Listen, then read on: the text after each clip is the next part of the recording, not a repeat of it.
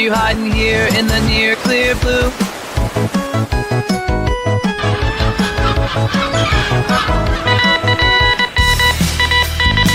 He's been cited by Forbes, The Wall Street Journal, Benny Johnson, Timcast, Dr. Jordan B. Peterson, and even the United States government. Hey, the Pro Show is on. Awesome! Let's turn it on. Guys? Where'd you go? Morty, let's check in on Ryan Johnson's new trilogy. Okay. I bypassed the compressor. What did you do, Ray?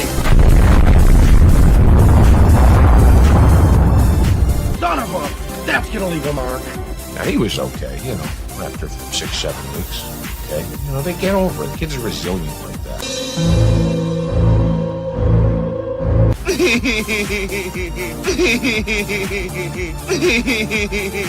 Yeah. I hate it. It's the standard, what would George do? I don't want you here. So sorry, George, I didn't think it would go like this. Blimey, you fools. I've fallen, and I can't get up. Weird. Stay away from liquor, kids. I have always liked Cowabunga. Now, that's more like it, Mr. Wayne.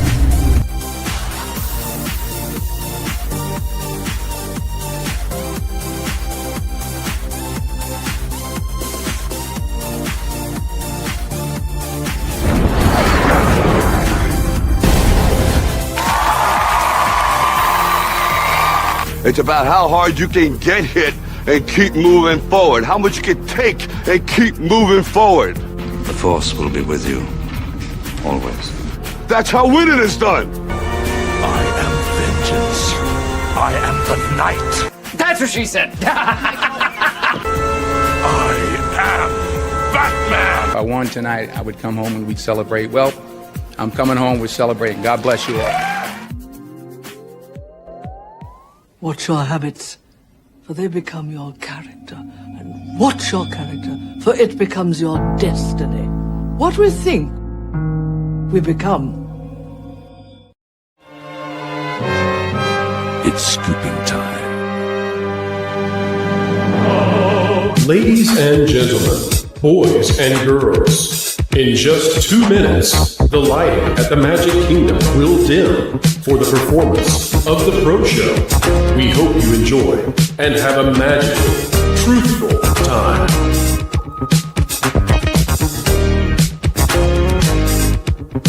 For the safety of others, please, no flash photography.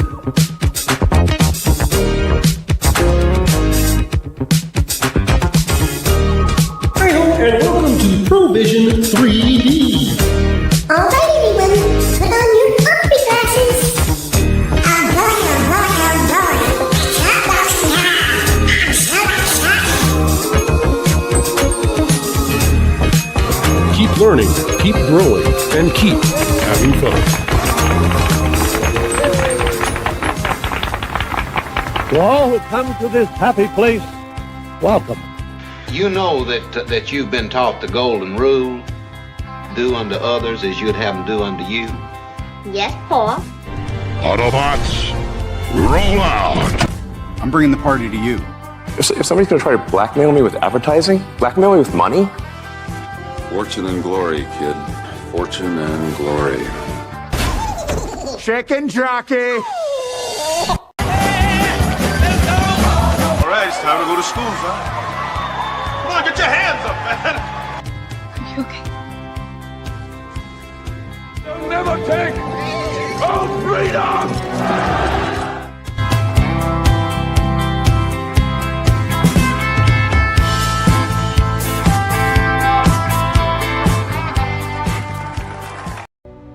You know, Bats, I've been thinking.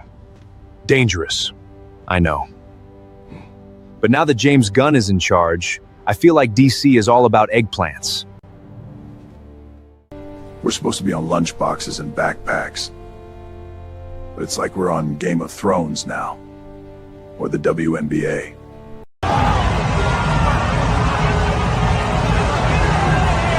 Okay, honestly, we're not as bad as them.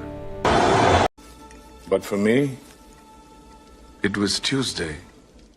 And a Tuesday it is. Jonas J. Campbell, Carol Brown, and Culture Casino join us today. Welcome to all of you.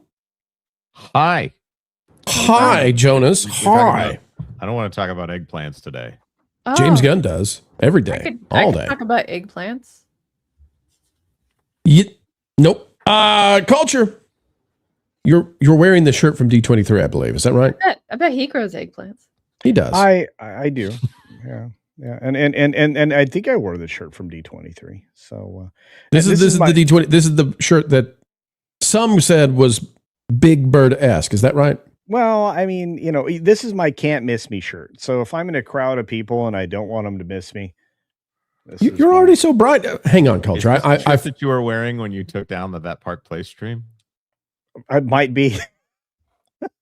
Culture. I feel as if you're outshining me. One moment, please. Well, I put batteries in my shirt. I don't know where this is going.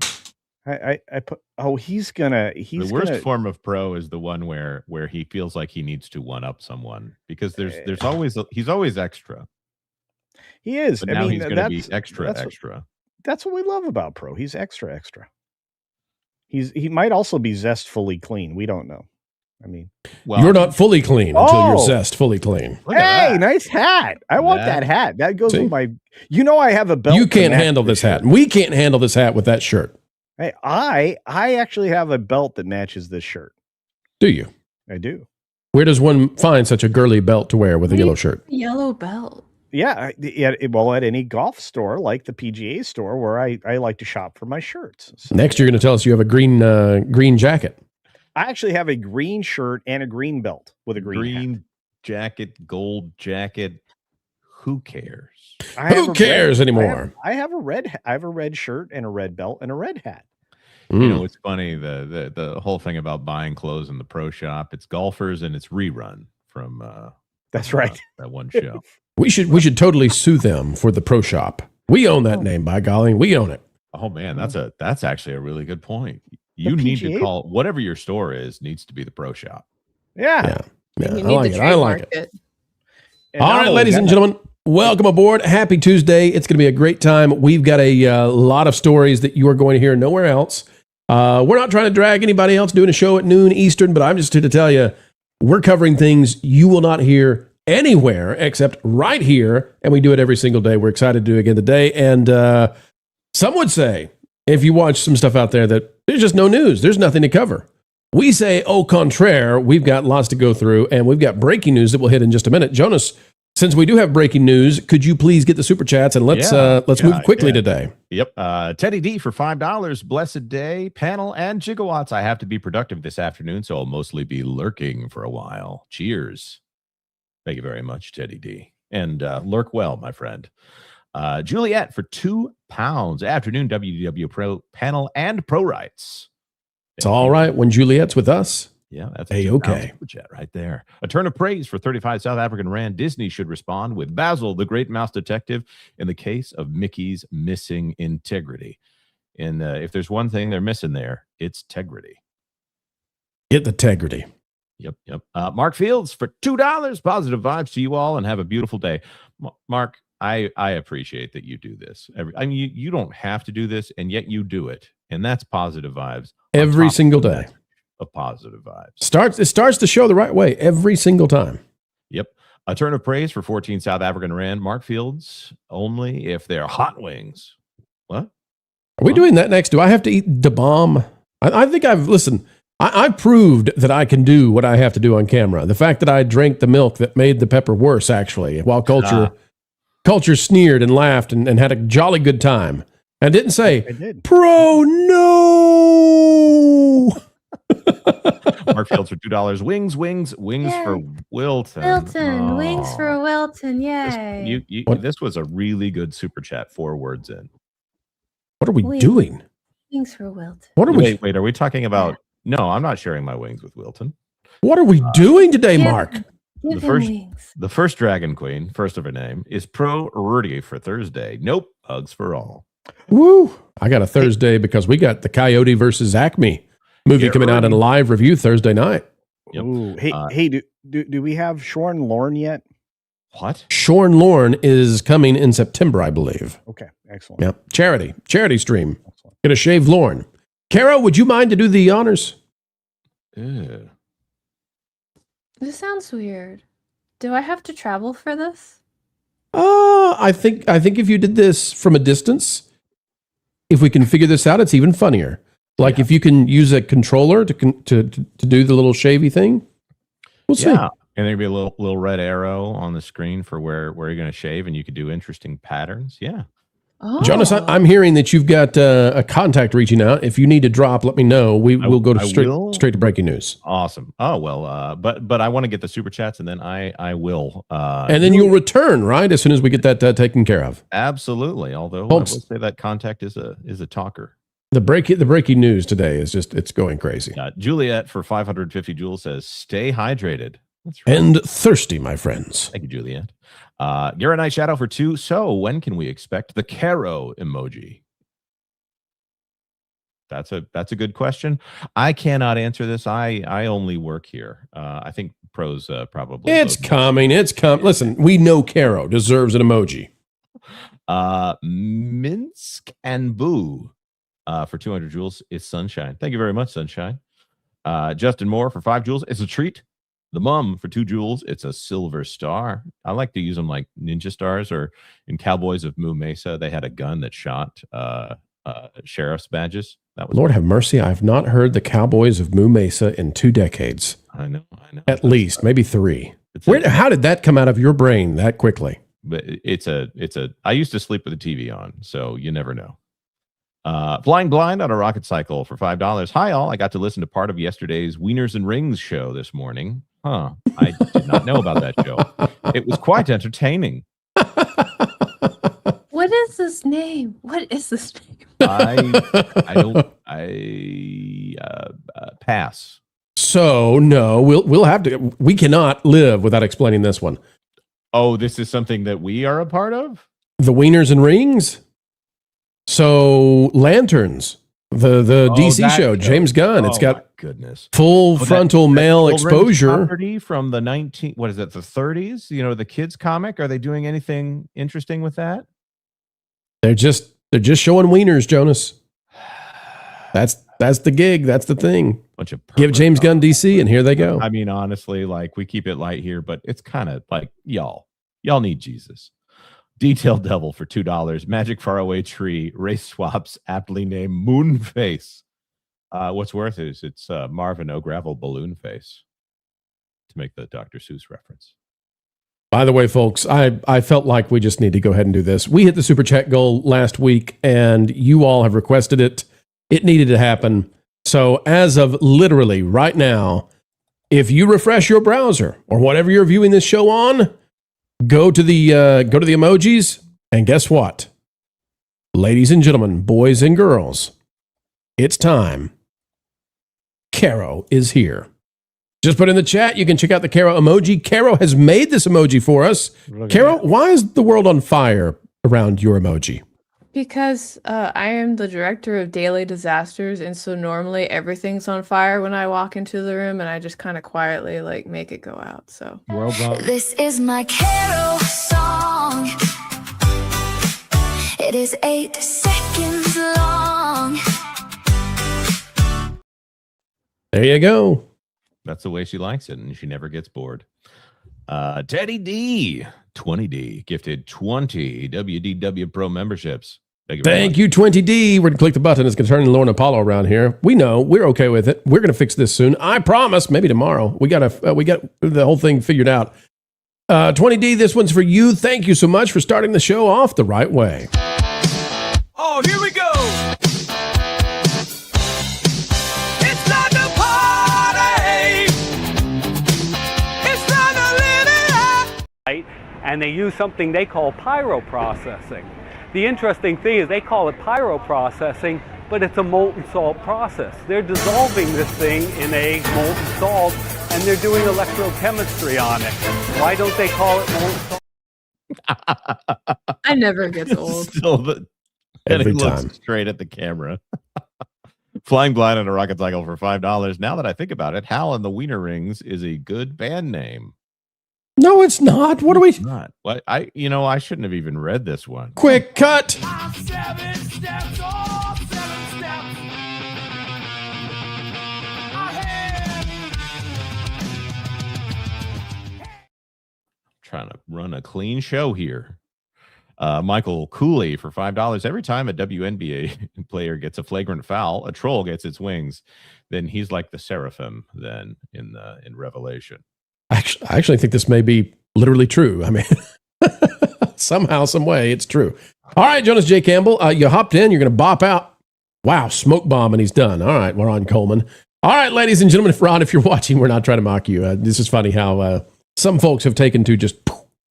All right, Jonas will return, ladies and gentlemen, but he's got to go take a phone call having to do with breaking news. And there's breaking news everywhere. We've got about 400 of you joining us right out of the gate. And you are not too late. It's time to hop into some of the biggest stuff that's happening right now across the web.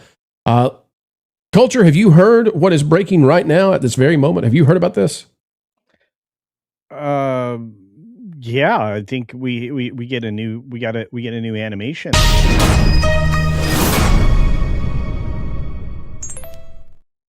Sorry, Culture, I couldn't hold any longer. KFC is releasing. Wait a minute, I gotta switch this up. Hang on. KFC is releasing new Oreo chicken burger, Culture. They're releasing new Oreo chicken burger. The collab features cookie-style buns, mashed potatoes covered in crushed Oreo pieces. Oh my God. A fried chicken fillet. And launches in China on August 28th. OMG, Culture. We gotta go to China. Will you go with me, please? No. All right. This sounds like a nightmare. I'm so sorry to break in with breaking news that there's a Oreo chicken sandwich. It's the what destroys it, Caro, is the crushed Oreo pieces in the mashed potatoes. It's That's disgusting. This is like food women eat when they're pregnant. Yes, it is. All right, well, that is not, in fact, what we are going to be talking about today for our breaking news. No. I would not do that to us. Ladies and gentlemen, we do have breaking news. It is good breaking news, and we're going to spend a while on this. Get ready. The first story is going to be awesome.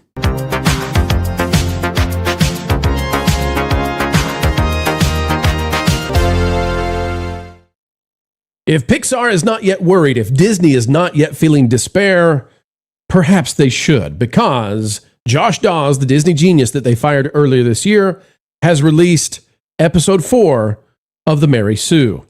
And dare I say, folks, you're going to have a good time because it's 10 minutes long, and we're going to watch the whole thing together.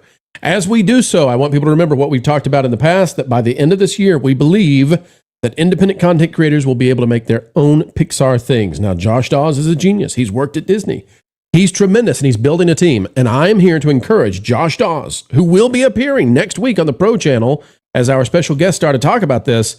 I am officially encouraging Josh Dawes to create a feature-length film of the adventures of Mary Sue. And I am offering my talents and the talents, or the lack thereof, and the talents of everybody who works with us, around us. We are here to throw in whatever we can to help Josh Dawes. Ladies and gentlemen, let's watch episode 4, 10 minutes long together. We've never seen it. It just literally released within minutes prior to the show. Here we go.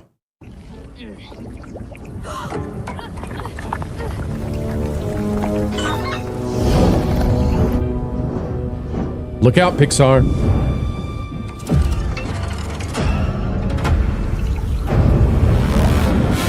Oh, we got a villain now.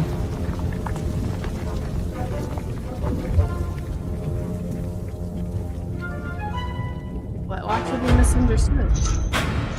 What is that? The Ember Heart, the source of her powers. Once every 1,000 years, it must drink from the forge, or it dies. 3 elements made molten run down channels to the altar. When all 3 arrive, the heart drinks. I just want to remind people, this is being made by a genius from Disney that they fired. That Josh D'Amaro fired.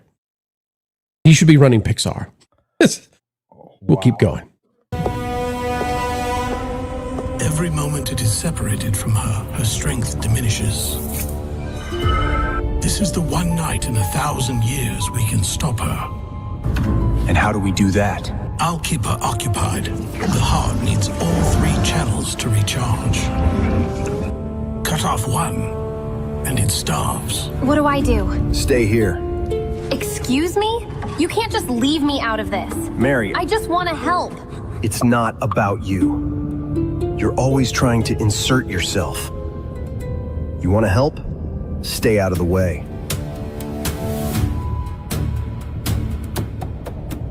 What every Mary Sue wants to hear.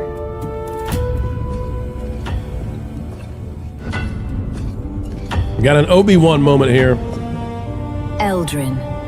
Seraphina. What has it been? A century? You've gotten old. One of us had to.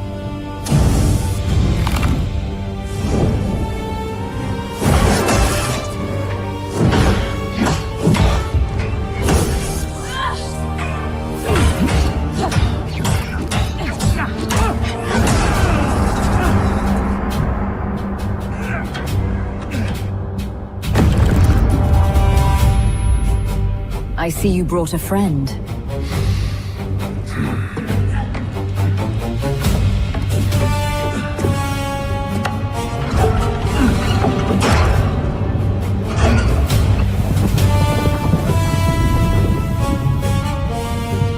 Like how that was just conveniently there.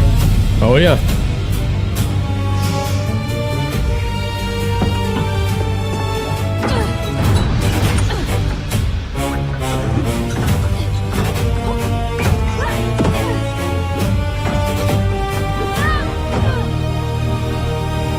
Oh no.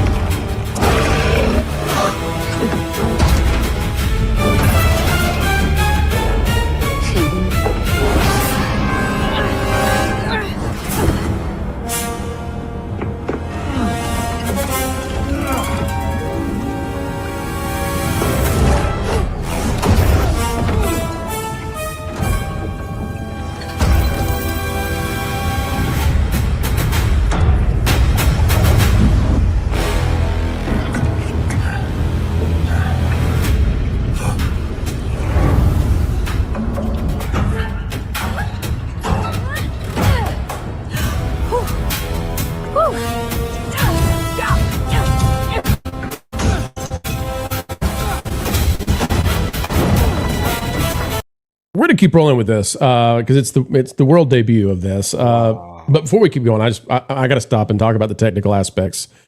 This is every bit Pixar level. This is every bit this is better than Toy Story 5 just looked, and this is being done by Josh Dawes and a very small team. Animation, the studios, the industry, as it's currently constituted, is cooked. Culture. Let me just ask you about what we're seeing here in terms of like the change that is happening before our very eyes. Josh Dawes, again, a fired Disney genius, is bringing the comeuppance. And look, we've seen examples of this already this week in a video you and I did, I think yesterday, right? Yeah. And the persistence of characters and the idea that they can maintain their entire look the entire time, and their costuming, the reactiveness of her costuming with the fire effects and everything, and the glowing effects, everything here is like mind blowing. This would take thousands of hours of animators' times, and we've only watched 4 minutes of this. There's still almost 6 minutes left to go, and I'm enthralled. How much does a Pixar movie cost? Culture? $200 million. $200 million, and then they're usually 90 minutes, right? Yeah. So and we've got 1/9 of a chunk, right? Am I right? Yeah. So we're talking about $18 million is what this would have cost Disney to make. Unbelievable. And I'm engaged. I don't know about you, Carol. Are you I can't wait. Engaged? It's fun. I think it's just a team of one guy that's doing this, right? Well, he's got a few more who joined him for this one. But Caro, are the wheels beginning to turn in terms of I know you work with a lot of independent creators. If they start doing this kind of stuff with some of their characters, look out. Yeah, I mean, I know there's one channel that makes a lot of and I can't remember his name. My husband watches him all the time, but he'll send me clips and they're really consistent. Like that was the one thing that kind of surprised me initially, because when AI first came out, like you couldn't get things to be consistent either with faces or bodies, or people suddenly had like an extra hand or whatever. And the fact that I'm not seeing 6 fingers or anything else like that tells me that it's adapting. And I warned everybody a couple years ago that whatever we were seeing with AI was the worst it was going to be, and it's just going to get better. And we're looking at it being better right now. Exponentially. So, by the way, Josh Dawes is thanking Jeremiah Dawes, I suppose his brother, and colleagues from Form Films for post-production work. Says couldn't have done it without them. So this is not just AI, but this is what people can do if they form a team now and have some level of budget to work on these things with AI. It's amazing. He says, Final Polish says, I'm so pleased with how it turned out. Big thank you to CapCut app for making this possible. And Josh Dawes is thanking all kinds of folks for their efforts and help. Let's continue watching right now.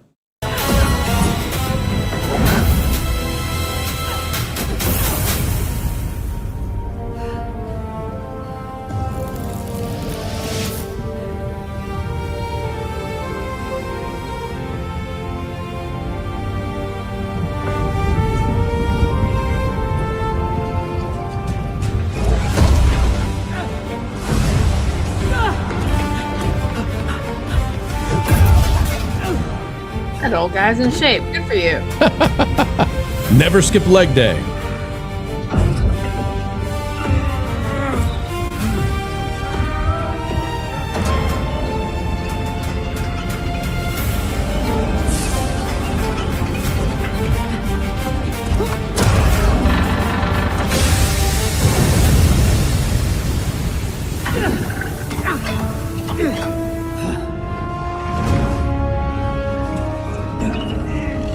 Let it go, or your little friend is going to have a very bad night.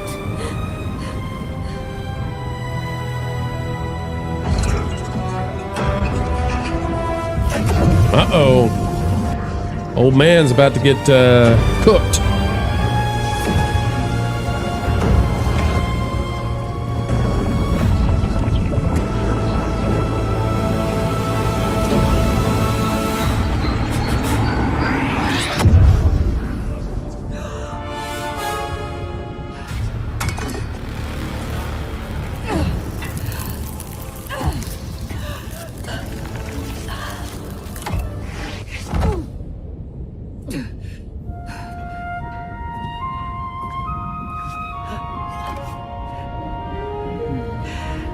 Help me.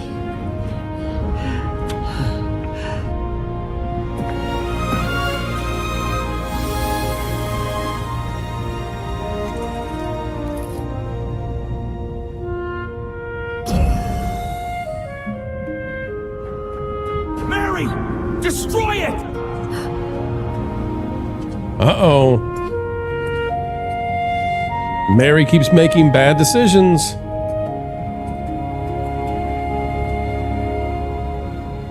Throw it in!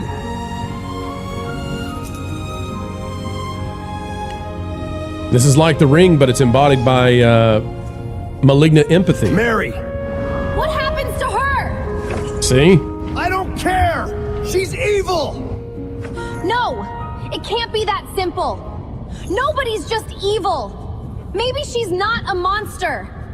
Maybe that's just the story everyone tells about her. She burned down an orphanage! Okay, that's admittedly difficult to explain. But Bram, you don't know her story. I know what she's done! He'll never listen to you, child. Nothing in this world frightens men like a powerful woman. Oh, the voice of empowered Missandei. I am looking at her. No, you're looking at everything she's done.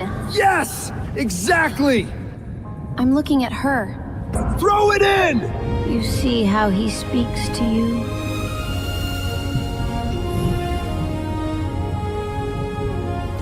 Okay, this is tremendous how they're working in some of the pathologies of thinking that have invaded so many young people today. This is tremendous how they're pulling this off. We'll play some more. This is really good. No, wait.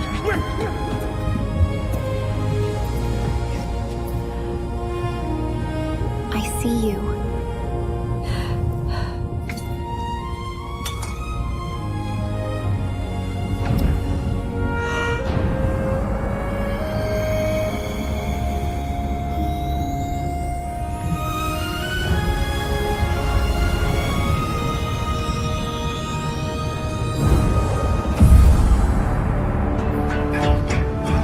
There's the empowerment of evil through the malignant empathy when it exceeds the bounds that it should, and the ignoring of the spirit of the paternal spirit of protection. This is great. Mary, what have you done? It's okay, Bram.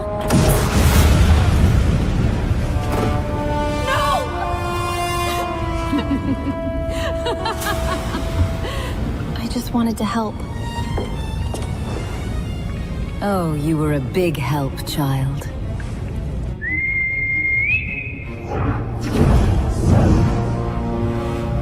She's got dragons. She can't be that bad.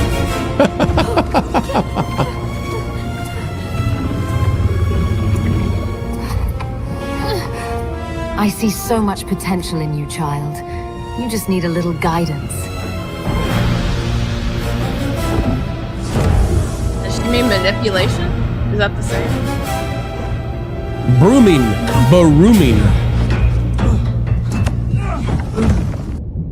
What do we do now? I'm gonna rescue her. And then I'm gonna kill her. Serafina or Mary Sue? I haven't decided.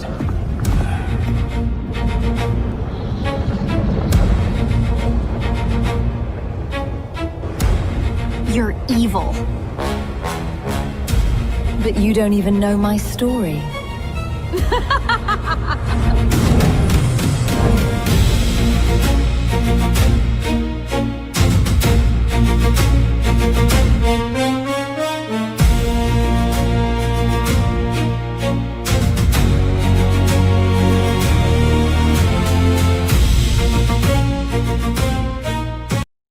All right.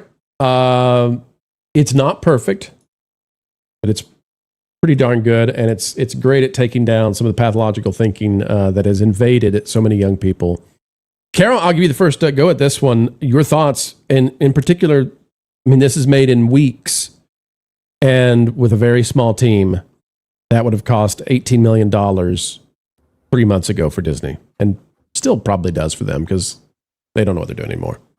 I think for independence, it's going to remove the barriers for entry in a lot of ways. And so they'll be able to go and do what they want to do.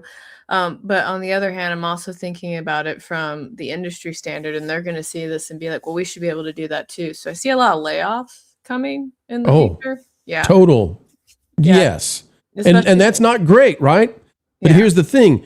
If you're creative and you can be creative, you will be empowered 100 times over by this. If you are someone who has been living off of the system, you're in trouble. Mm-hmm. You're in big trouble. If you're a non-creative working in a creative industry, big trouble. Yeah. So those are my initial thoughts. I think my secondary thought was a lot of this dialogue feels kind of aimed at writers in the writing room. So I'm wondering if they're just kind of working that in there for kind of So yeah, could be.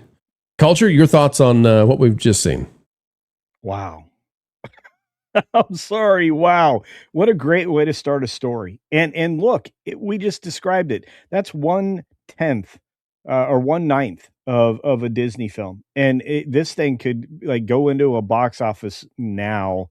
If it takes them just a few weeks to put this together, your production time turns around into a 6-month window. Disney can't compete with that. And you know what? Carol's 100% right. There is a level of exposure here that the industry is about to be subjected to that, quite frankly, they deserve. I know that sounds, not very empathetic because I'm not, unlike this silly kid here.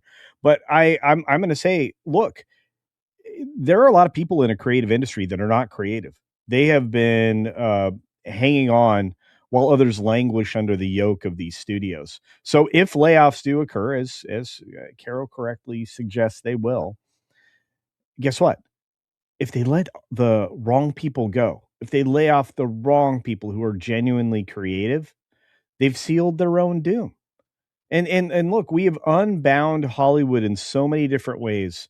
And we suggested yesterday in the video, one of our conclusions was that Hollywood is going to be fractionalized, and we're going to have many new people producing material, not just studios. And if this is what Josh can do, a certified, well, as you said, genius, but creative, and a small team, can you imagine what 10 people can do in 10 weeks? Oh, I mean, this is incredible. The thing I like about the story here is one, on the local level, right, at the micro level, I love that they are working through, and again, not perfectly, but they're working through the concepts of, okay, what happens when we actually do empathize with every single villain, when every single villain is no longer allowed to be a villain, and we have to deconstruct the villain, and we have to find out what really made them this way. And the answer sometimes is there's evil in the world, but nobody in the corporate world wants to accept that. And so when we don't accept, well, there's actual evil, then we actually empower the evil. That's a great story. I would like to see the pushback between the two genders or the two sexes. I would like to see that both sides have something to offer. Now, I get that this is the Mary Sue, so there's a lesson being learned here about empathy gone rogue. But the thing is, we need the masculine and the feminine in contrast, and that's what makes society work. Is on the feminine side, the nurturing protection that comes from that is necessary. It's very important. And on the masculine side, the desire to protect and to put away that which might harm, that also is exceedingly important. And when you have those two things butting heads one with another, what happens is you have this very interesting interplay where something that's a danger is perceived in two different fashions. And those two fashions, we have a drama, or we have a dialogue about that. And then we come to the best conclusion of where in that spectrum we should land as to the right approach. So I would like to see a little bit more of that in the future. I want to see both the masculine and the feminine archetypes, the hero archetypes, come through. And I think that's what Josh Dawes is going to do.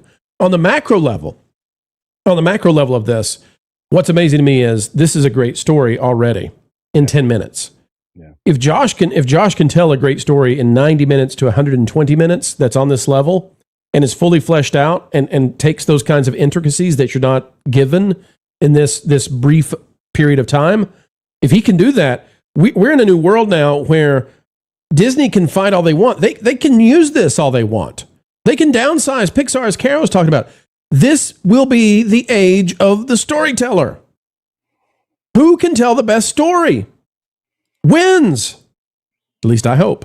I hope because Kathleen Kennedy's determined to create a gatekeeping system in light of this technology. Yeah. That's what Hollywood has given her the task to do. Step away from Star Wars, create a gatekeeping system.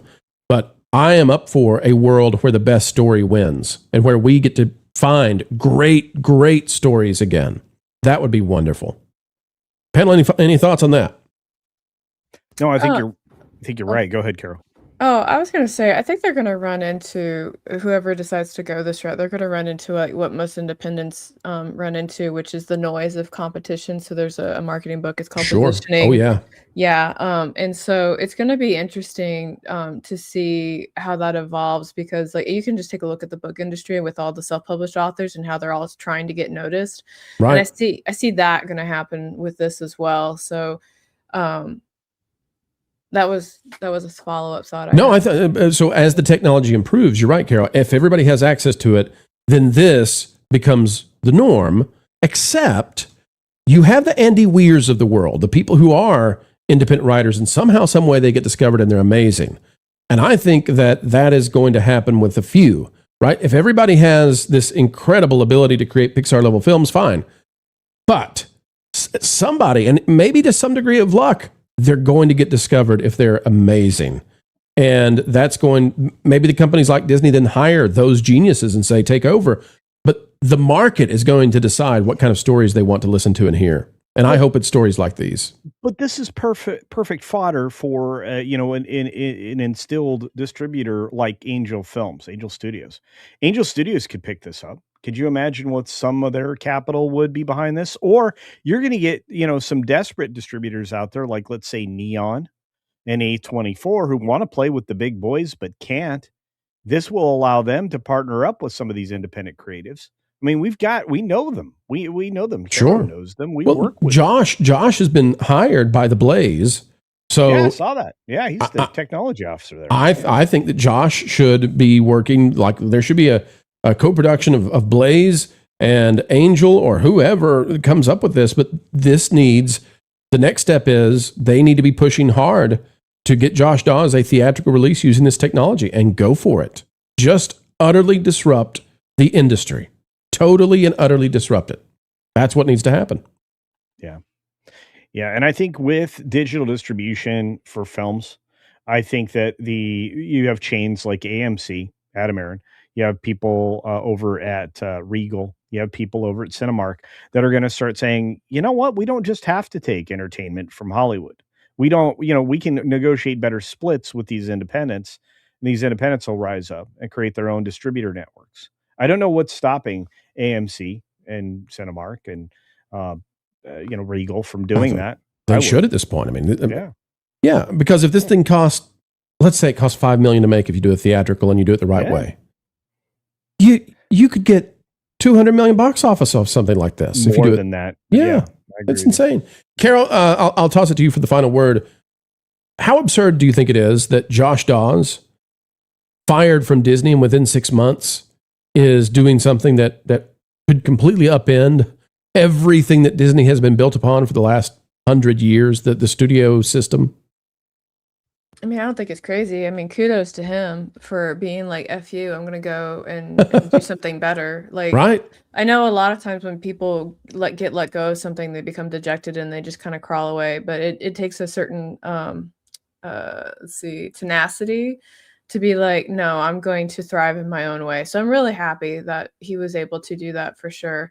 And he's definitely trailblazing in a lot of ways. That's going to make some serious waves. So I'll be very curious about how this is going to ripple affect everything. You brought up a great point, Carol, about the artists though, and the fears that are out there. Can you speak to the negative feelings that many have about AI and what this might mean to them as they see, oh, this is one guy. And as you said, the amount of content that will be made in 2027. This is no longer theoretical. We've been predicting this. Everybody can now see it. And once you see it, you can believe it. This is going to dominate 2027 entertainment. I mean, you've kind of seen it with a little bit with AI art and using like Grok to like animate like pictures and things like that. And it's been kind of painful for me to watch because just kind of, I mean, technology is a tool. It's always been a tool. We can go all the way back to farming. Culture can speak to this. Before we had like tractors and whatnot, we used to have a whole bunch of other stuff that was in place to help with the farming. When tractors came, everybody who did the support stuff was losing their mind because they weren't going to adapt. And let me throw this in too, Carol, real quick. 50% or more of humans 100 years ago worked in agriculture. Today, it's less than 2%. Yeah, and that's a fact. And I'm sorry if you hear the garage door opening. But it's okay. Wait, give me a minute. Three, it's really loud. 2, go, Carol. You're good. But and you saw this in the early 2000s when the drawing tablet came around because people were very anti-drawing tablet, and now it's an industry standard. And so what happens with technology? Nobody asked you. There's excitement in there. Yeah. So what happens is we have these advancements and we have these new tools that come about, but the transition happens really fast, right? So we've got like this amazing animation. Like, okay, well, how's this going to ripple? Like, how are we going to adapt? What does this mean? And I know some people who worked on crews on movies, and because of some of the advancements, they're out of jobs, but they also didn't professionally develop either. Right.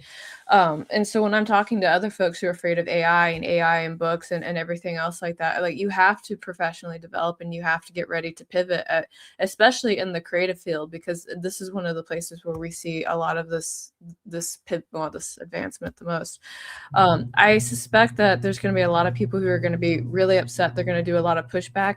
And the truth is, that's coming from like a traditional mindset, but the people who aren't as invested in the organic way of doing it are not going to care. They're just not.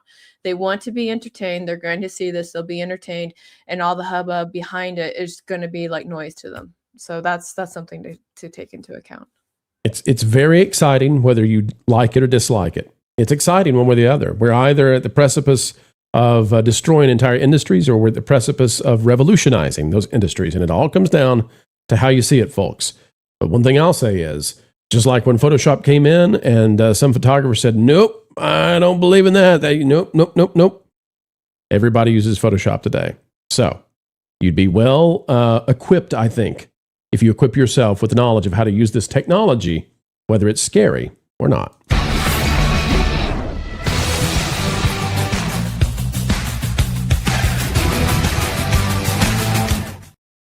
All right, I am watching this poll very closely right now. Episode 4 of The Adventures of the Mary Sue. We're running this poll right now in the YouTube chat. 52% say it's great. 36% say it's good. 3% only say it's bad. 8% say I don't like AI. So that's very interesting to me. That doesn't mean that if you have an opinion, folks, that's in the minority, that you're wrong. But it's interesting to see how the chat is moving on this. It looks like the vast majority say this is either great or good, and I'll be interested to see how it plays out with the second half of this 4th episode. And again, I'm going to say, because Josh Dawes, you may be watching right now wondering what what our position is. Mine holds the same. I am exceedingly happy to throw whatever support we can from my organization to help you with future episodes, but in particular, I really believe, Josh, that we need a theatrical release. We need to go at this. And I think you're the right man for the right time. A turn of praise for 35 South African Rand. I thought they removed the green from lanterns. Apparently they forgot to remove the eggplants from the hothouse. Oh my. You know, Bats, I've been thinking. Dangerous. I know. But now that James Gunn is in charge, I feel like DC is all about eggplants. We're supposed to be on lunchboxes and backpacks. But it's like we're on Game of Thrones now. Or the WNBA.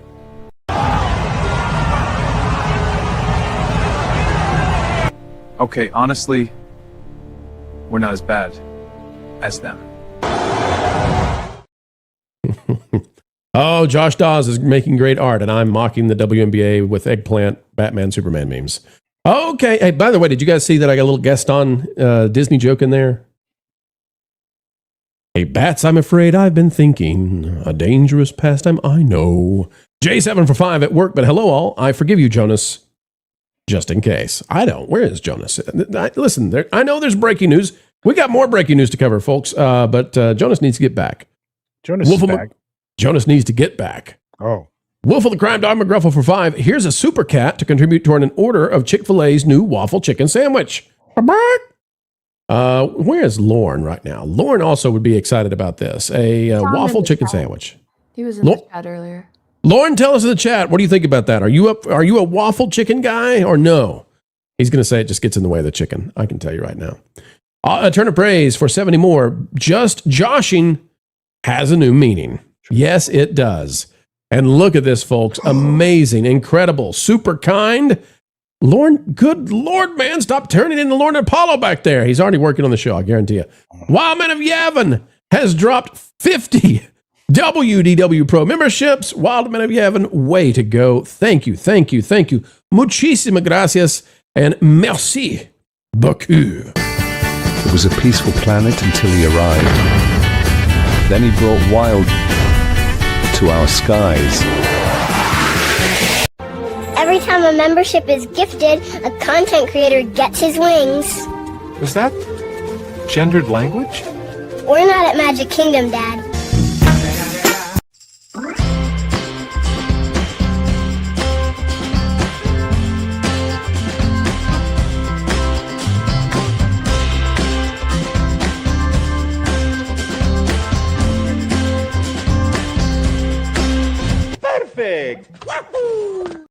For those of you who don't, wait a minute. Jonas, are you actually here? He's not even here. I don't know. You guys like this layout better for the 3? We can leave it this way if you guys want. While many of you haven't, thank you so much. And for those who don't know, this is great because Thursday after the pro show, 2 p.m. Eastern, 12 p.m. is when we start. 2 p.m. Eastern is when we'll close. At the end, we're going to do about 45 minutes of a member-exclusive segment to celebrate the end of the month. So thank you, Wild Man of Yavin. Folks, if your name was turned from gray to green, make sure you to say thank you to Wild Man of Yavin for getting you in on Thursday. Wisdom and work ethics for 2, but will Mary Sue ever learn, though? Well, in every episode thus far, she seems to have learned. And in this one, we'll see what the lesson is. I think, what's the name of her, the guy that's with her? Is it Bryn? What was his name? Brom? Dude guy. That's what Dude guy. Yeah. I hope Dude Guy learns a little bit in this one because I think Dude Guy could have done slightly better too. I think he had a certain harshness that maybe the Mary Sue has earned, but that will not suit him well if he keeps that harshness. But who knows? I think he needs to retain the harshness because this is a case study that leads into the Lindsay Clancy case, I think. Oh boy. Well, listen, even more so, yes, we're watching again that same idea. Okay, just pause. That's too good culture. You're exactly right because the dragon villain could be a very and this is happening before that makes national news when they first started working on this story. So that dragon creature is a great metaphor for this woman who has deleted her children, right? And I don't want to get into the mental side of this, but this is a great at least conversation surrounding that. The idea that if you cross the line which should never be crossed, if you enter into the realm of evil, there is no explanation sufficient for why you did what you did because you went into the land of darkness and abyss. And therefore, although we would like to empathize with you, we cannot. We can only sympathize because you've gone too far. You've strayed too far for society. Is that fair? And maybe the divine can still, redeem that which is so far gone. But in terms of like humanity, the humans can no longer venture with you because you've gone too far astray and the danger that you present is too much. Well, I think there was a lot of symbolism there that would definitely point to the things that have gone awry and the empathy, and it's been referred to as self-deletion empathy that we've become so inundated with, and especially when it comes to certain elements in our society, let's say. What a deep, we should have that conversation. We're thinking about doing a new show soon. I'm not planning to announce it today, but we're thinking about doing a new show soon where we go really, really deep on some stuff. That's the kind of topic that we could go very deep on. Maybe we'll do that sometime. Tom, we've got out there for 10 jewels, dropping a gold coin. Thank you, Tom. And Juliet for 10 jewels throws a thumbs up. We've got Thinking Heretic for 5. I'm imagining a TV series where the climaxes of the story goes to the movies every quarter. That could also be. There's lots of opportunity for a big-time change. Teddy D, known as 20D today for $4.99. I can see something like this, an animated film dropping on Angel Studios platform. Absolutely, but I want theatrical. I think Josh Dawes has to go all the way with this. Christian Corralejo for 20. The character design consistency is impressive, though the dialogue was a little too on the nose at times. I would have had more action focus than elements flowing. Also, why was Mary suddenly limp when she was being kidnapped? Great question. Don't know. As I said, not perfect. And I think actually we're to the point now where maybe down the road what Josh should do is get these things animated, have the vocal audio set on a separate track, and then bring in voice actors to record their lines over it. I think we're at that point. Glade Ribbon, member for 37 months. Learn what AI can't do and get good at that. Going to be a lot of roofers. Have you? By the way, Carol, have you watched these robots? Have you seen the robots over in China running around doing Olympic stuff? Have you seen that? Oh yeah, I've been watching that for a while. Yeah, people are making fun of the robots. I'm not, because I worry that in about 2 years they can do way better than right now. And I also worry that all the robot competitions are happening in China and not here. And that I don't think people are realizing that's probably a bad thing if China has semi-superhuman robots running around doing Olympic competitions and the United States has nothing. Now, me and my military friends saw that and we're like, yeah, that's a problem. Yeah, it's a huge problem. Yeah. It's a really huge problem. I look, directed EMPs are fine. It solves that problem right away. I love culture. You just go straight to the heart of things. Solves a lot of problems. They'll just fry the entire electrical grid of wherever. Well, no, just aim it at that group. I mean, we actually have destroyers in the sea right now, directed energy weapons, and you just apply that to an EMP pulse, and you boop, bye. You're gonna feel very worried when those robots have the ability to rapidly, before the EMP lands, dig into the ground and cover themselves with dirt to protect. I doubt it. But what I also think that it'll be a lot of fun to drop nets on them or shoot nets at them. Because there's going to be some problems there. To all the robot future overlords, I just want to say, Pro did not say that he would think it's fun to capture you in nets. Okay, so when you conquer the world, Culture is the man. Culture, you'll find him by the wiggle wire on his greenhouse. Oh, there you go. He's running from a haboob. Packing protons for 10. Does the pyro guy know he caught George Lucas in frame by now? I bet he does. Did the camera guy recognize him at the time and want to go meet him? So many questions. Next time we watch that, let's see if there's a camera guy. I bet there is a camera guy. Is there a camera guy, or is it like on a gimbal selfie stick kind of thing? We'll see. Packing protons for 20. Culture. What is the best voice clone TTS option these days, both local and not? Also looking for best local video generation where I can do things like deepfake Trump vids. Have not had luck trying to install local things. Believe it or not, you probably have more insight into this. Oh, bullhunkus. You Culture, you are a leading expert in all this kind of stuff. What do you know? That were true. Look, I mean, for a long time, I think Pro is the best voice clone out there. Are you saying that I'm just cloned at this point? Yeah, look, you have the ability to do all these wonderful voices, and you're wanting Homer. I Don't have an answer. I really don't have an answer. I mean, everybody was fascinated with early on the 11 Labs stuff. I'm not even sure if they're still doing it. They are, yeah. 11 Labs still out there. Yeah. And I mean, there's a handful of them out there. I mean, if I were to look on the internet, let's see, 11 Labs is still out there. Soundcore. So this is the local stuff that Packing's talking about. I think we'll be okay to play this. I don't know any of the rules right now. Well, nobody does for AI. It's a Seinfeld episode, but it's not an actual Seinfeld episode. So can we play that? I don't know. We're gonna. You're gonna have to flag the stream as an AI, as having AI. Oh, I already flagged everything as AI now because I never know. We could play a video that we think is real and it would be AI, and I want to cover our bahunkus and make sure that we're not taken down. So I label everything now that way because I'm just like, what's going to happen one day when we play something we think is literal news and it's AI? Here's Trump in Seinfeld. They're doing this using local generations. This is what Packing's talking about. It's called Bitcoin, digital money. No bank, no bills, just computers keeping track of everything. So where's the money? That's the money. There's no building, no vault, nothing with my name on it? That's kind of the point. Look, if you're really thinking about becoming president someday, you should understand this stuff. It could be huge. Huge? Huge. We buy some now, someday I deregulate the whole thing. Everybody and somehow we've makes already ruined mention Bitcoin. All right. So there you go.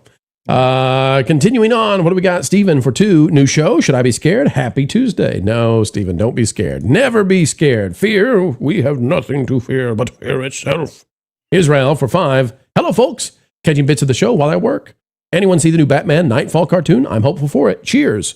Marvin is actually not on the show today because he's working on catching all of Batman Nightfall. So good stuff there. Teddy for $4.99. Ukraine is going to be deploying robotic soldiers for testing. Yeah, I just hope the soldiers aren't testing on us. Christian Corralejo for 10. Story-wise, why was Mary brought along and the guys just wanted her to stay out of the way? I also think more examples. This is a good point. Josh should have explained why Mary is with them. That's a good point. We could have done that in about 30 seconds. I also think more examples of the evil things the villainess did, what she plans to do, should have been given. Yes, other than just burning down the orphanage. Well said, Christian. And this is the kind of workshopping that can really lift something up. Just Jay for 5. Empathy isn't equal to redemption, justice, or revenge, nor is it guaranteed to lead to any of them. This is very true as well. Empathy only gets you so far. After empathy, you must go into rebuilding and development and changing, right? So that's the idea of not forgiveness, not reconciliation. What's my word I'm looking for here, Culture? What's my theological word? I don't know the word you're looking for, but I think too often we conflate the words empathy and sympathy, and people use them interchangeably. So, you can have sympathy for somebody's situation. Having empathy for it requires something else entirely. And again, I mean, oftentimes because these terms are so conflated, I think people misunderstand them. Repentance. That's what I'm looking for, culture. Repentance. Yeah. So empathy is a start, but until a person has repented, which means to stop the negative action and then turn around from it. That's where that's what we're looking for in movies, eh? That's when the villain is redeemed. We've got Juliet for 800 joules dropping a husky. Be careful with that husky. And Packy Protons for 2, new show, Deep Thoughts. Oh, you're going to love the name of the new show when we reveal it. Packy Protons for 2, if it's made in China, it's Xi Jinping. No, that's not what he's. Oh, no. It's not the most highest of quality. Maybe not. All right, ladies and gentlemen, we got to get started with the next news item. We've got about 700 of you joining us right now across YouTube and X and everywhere else. Happy to have all of you. And yes, it's more breaking news. What are we talking about? Well, we're talking about Paramount. We've got new info, culture, that just came out, just leaked. And by the way, folks, what do you like? Do you like this layout or you like the three-way? Kara, which way? This way or this way? I really wish you'd stop describing it that way. Culture, as soon as I said it, I thought, why did you say that? This makes it look like I'm smart because you can see all my books. You have a lot of books. This is better. Okay, we'll go with this then. All right. Look, guys, I own lots of paper. I don't have an emotional attachment to any of this. All right, let's dive in. Paramount news breaking right now.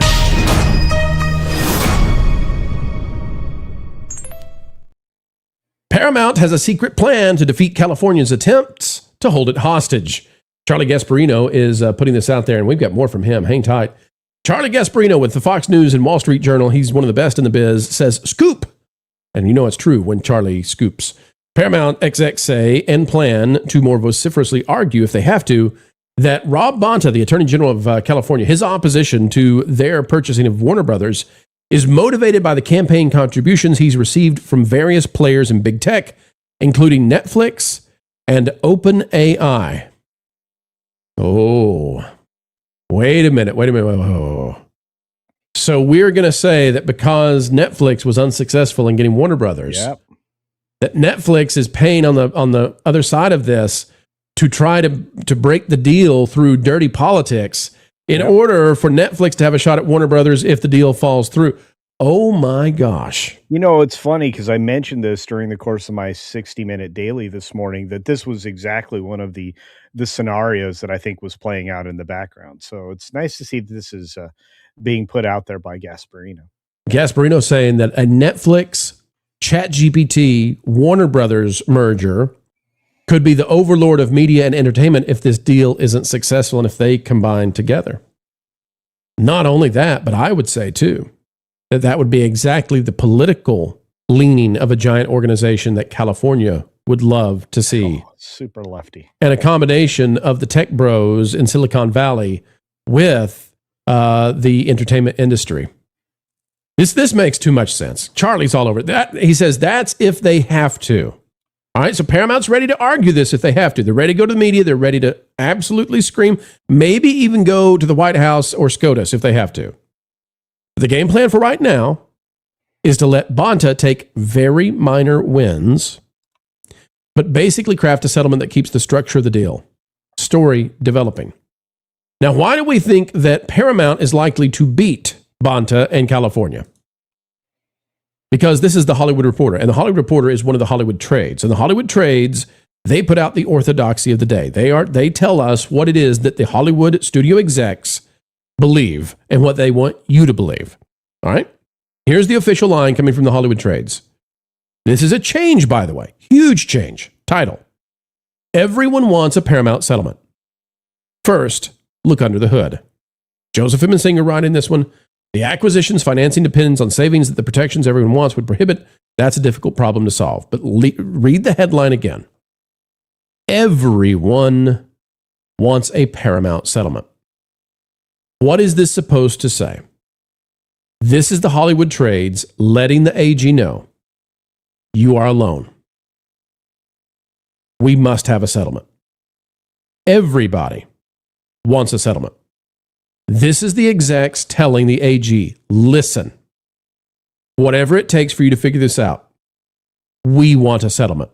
We need a settlement. A settlement must occur. So, the AG's plan that was apparently leaked and must be true because it made him really mad, telling Paramount that they would have to sell several Warner Brothers Discovery cable networks, aka CNN, and they'd have to keep the Paramount and Warner Brothers movies studios separate. Likely an effort as well to keep them stuck in California. Caro, the trades are signaling this is over. We're just messing around. We're just mucking around with time now. We're gumming up the works. But when the trades say everyone wants a settlement, I think the winds have changed. It just feels like pressuring, right? If people start like saying this, it's really easy just to slap a bunch of articles somewhere and give the impression of something that's not happening. And that's kind of what this makes me think of. It's like we're trying to like bully you into doing this thing that may or may not happen, like, by swaying like public opinion and then being kind of like, well, they were supposed to and they didn't. Now look at all these terrible things that have happened because you didn't do it. Like that's my initial thought on all of this. Absolutely. Gasparino with another update. This one coming out about an hour before recording. As Paramount Skydance haggles with the AG of California over a possible settlement meeting, the company has imposed an information lockdown, sources tell me. Information on the pending Bonta discussions and their outcome will be limited to two people inside the company, CEO David Ellison and Chief Legal Officer Makan Del Rahim. Makan Del Harim is what I'm going to say. The moves are to address Bonta's claim that Paramount Skydance denies that it leaked information about the scheduled Monday settlement meeting that Bonta used as a reason to call off the confab. Story developing. So, culture, they've cornered him again. Because this play is to say there are only two people who know what's going on now. One is the attorney, essentially, for the company. And one's the CEO. They're playing hardball right now with the Attorney General. They know they've got the momentum. Well, look, I mean, again, he is the husband to the woman who started the anti-Nick Shirley Act that just went into law yesterday, I think, or today. Because they don't want real journalism to show up in California. And the problem is with real journalism, Bonta is exposed. He's quite corrupt. He pulled the plug on this deal yesterday because the puppets that are pulling his strings told him to. Not because, Paramount went out and announced the deal to everybody. Every single trade paper and politician has been speculating on what the terms could be in this discussion. Nobody leaked the actual details because guess what? We didn't see actual leaked details. And look, if they want to pull these shenanigans, I'm going to say it this way, according to a spokesperson for Paramount. There's no way that they're going to agree to some of these conditions that you say have been leaked, which they say they're not selling CNN.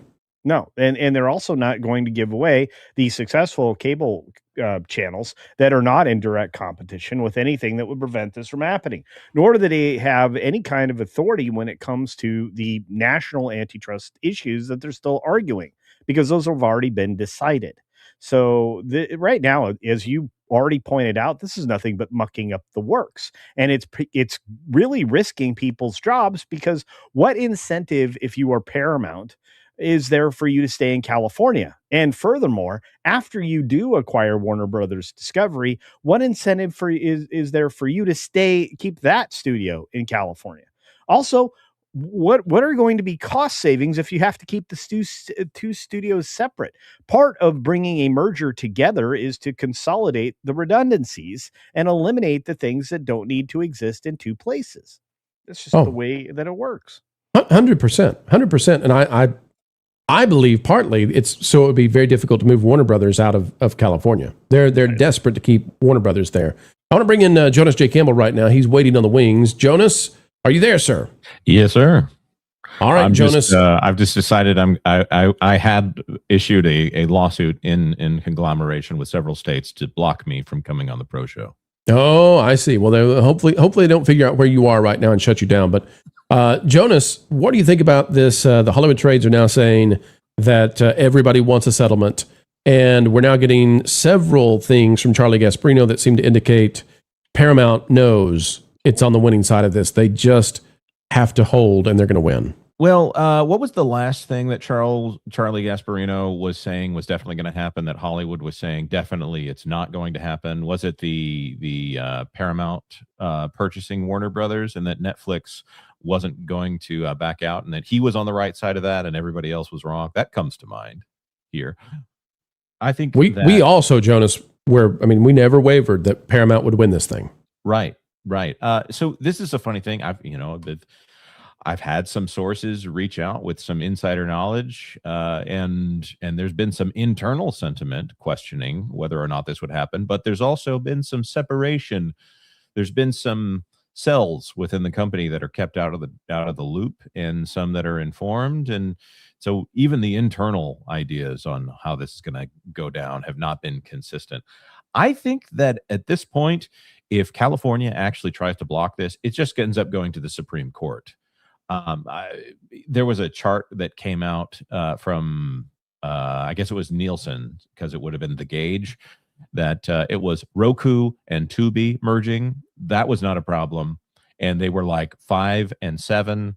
But Paramount and Warner Brothers, which were 6 and 9, those were the ones that was a problem. Or Disney, which is Disney with an asterisk, which is Disney plus Hulu plus ESPN.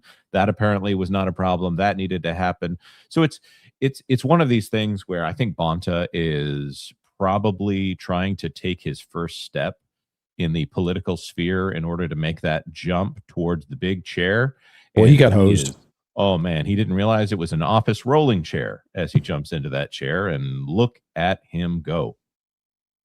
Gone he went. Okay, so now we're just waiting because the outcome of this, Caro, is going to be likely Paramount and Warner Brothers leaving California once they get released from this. But the other thing is, if we find out that Netflix is involved in any way trying to convince the AG to make this a hard time so they could come back on the flip side of this and get Warner Brothers, huge egg on the face of the Netflix execs if that comes out.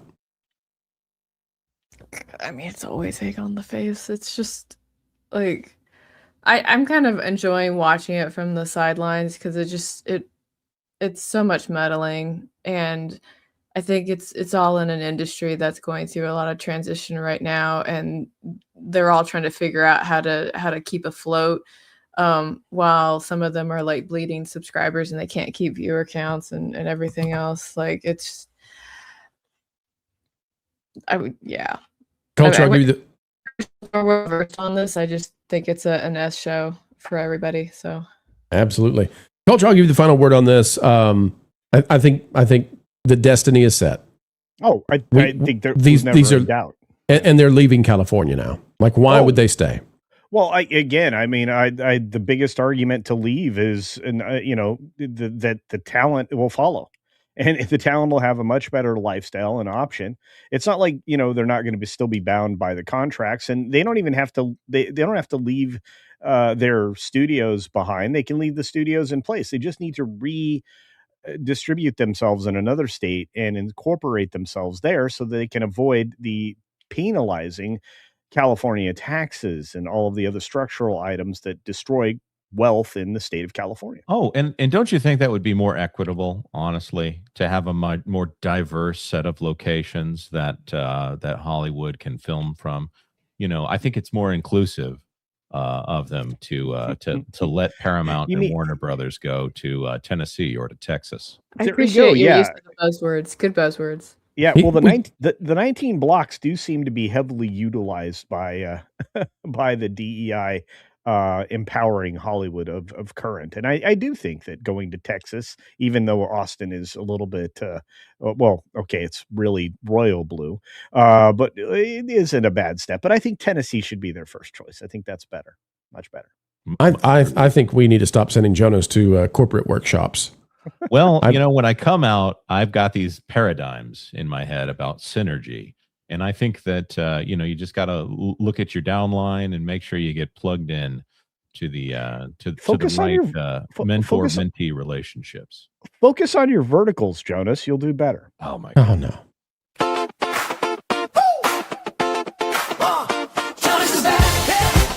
Had to bring him back. Back in the groove. Jonas is back. He's back. He's back. He's back. Oh, let him shine. Jonas is back. Yeah, yeah, yeah. Had to bring him back. Jonas is back. He's back. He's back. He's back. Oh, let him shine. Little baby born on the brownstone steps. Harlem hit him with the right kind of death. No matter in the world where he goes away, can't take the soul out of his sway. Jonas is back, had to bring him back, had to bring him back, back in the groove. Jonas is back, he's back, he's back, he's back. Oh, let him shine. Jonas is back, yeah, yeah, yeah. Had to bring him back. Jonas is back, he's back, he's back, he's back. Oh, let him shine. Pipes made for radio, pro show will do. Breaking down the Hollywoods, break it down anew. Not a single day does our very own forget. Hudson River flow is where his path was set. This is my carol song. It is 8 seconds long. How You're saying, Jonas, cross-platform integration. That's you missed that one. Make sure you get that next time. Cross-platform Actually, that's not a bad idea. So should we talk about this phone call that I just got? Full market activation, Jonas. Wait a minute. You've been on a phone call? I thought this was all fake. I just thought we were making it up so that you could go on a really long bathroom break. You mean you were doing breaking news stuff? I mean, talking to sources? Sometimes I do, got to take care of business while I'm taking care of business. But go, Jonas, go. All right. So here's the deal. I was on the phone with Marty O'Donnell, the legendary composer of Halo, and I've been, You still hanging around with that guy? Yeah. He's a busy fellow these days. I got to say, he's got a lot going on. Mister, I'm running for Congress. I'm the composer of Halo. That's funny. I wrote the Flintstones vitamin jingle. That's right. Darn it. Flintstones kids. He needs to stop being so darn cool. He's making John Stamos look bad now, and it's too much. That's, and John Stamos, pretty cool. So he and I have been talking, and I don't know if you guys if I've said this on the show. I forget how public I've been about it, but I've been helping him with his podcast in the recent months, and that's how I made the contact. All this, he was on obviously our show a few times. I don't know how much staging of this I need to do here, but Jonas, did we actually bait Kamala Harris's organization into what happened here on the Pro Show? Did we do that? When he was on the show, I did realize that we'll have some eyes on us that we probably wouldn't have on us otherwise if we talk politics with Marty on the show. So just Kamala, come on, who knows her? It wasn't expectations, it wasn't hopes, but it was more of a realization of the possibility here. So we got this situation where Kamala Harris changes her Twitter handle to headquarters HQ now or whatever, and she had to take the 6-7 out of her handle because she forgot that is a cringe meme. And they retweet the show. And Marty was on the Pro Show, and he retweets what she said and says, "Hey, that's not what I said. Actually, y'all should go watch the clip because that's definitely not what I said." I think it turned around pretty well for Marty. Since then, he asked me, "Hey, could you help me out with this retro Halo tournament?" Which we talked about that. If you're on X, you might have seen that one. I got to say, there's been some interesting people that have liked the tweets that I made about this Halo tournament. And if any of them decide to show up to the event, some people that are not openly anti-woke, if we anti-woke. Did I see that the leader of one of the major video game companies out there is liking your stuff now? Is that?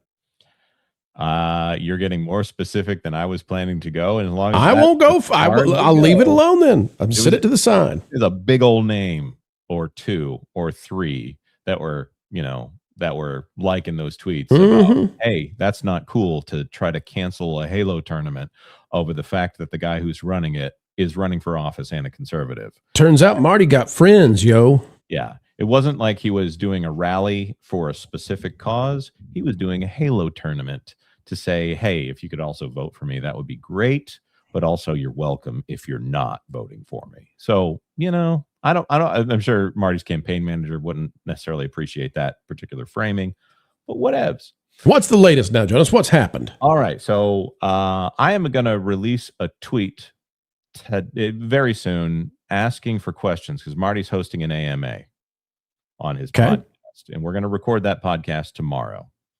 Are you going to put this request out during the show today for folks who are watching to go ask Marty anything for his AMA? Yeah. So you guys are getting a heads up right here. Anybody who's watching on X or on YouTube, you could be the first one to respond. I'll put it on the Marty O'Donnell podcast channel, which is the Marty O'Donnell channel. I'll put one here and also put one on his Discord. Here's the thing: Marty doesn't have cartoon avatars on his show. Whoa, hold on. Wait a minute. I'm hearing this for the first time. You're telling me, Jonas J. Campbell, that Marty O'Donnell does not appear as a cartoon avatar on his show? No, he doesn't. He's a real person, unlike me. That's the breaking news right there.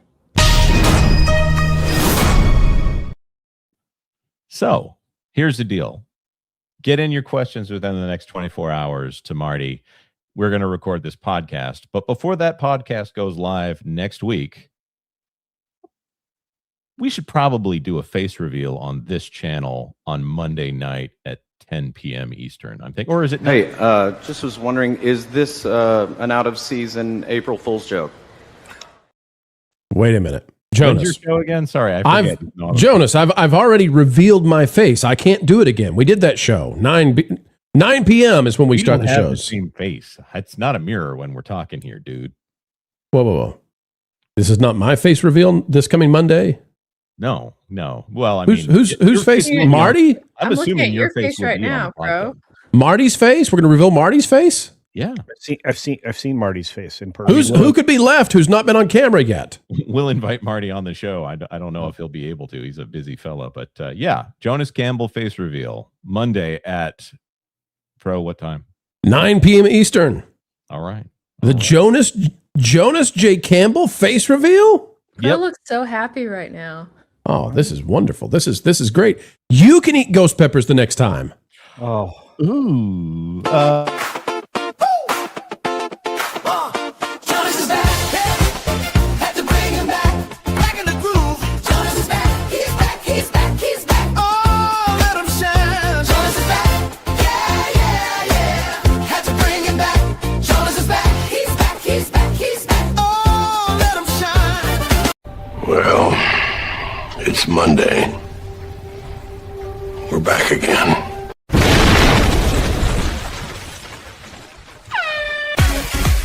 It's Monday, boys and girls, let's party! It's Monday, boys and girls, let's party! Oh, Jonas, going on Marty O'Donnell and doing the face reveal. Going to do it first here on the Pro Show on Monday night. Oh, my, oh, my. Yep. So, no going back on that one. Nope.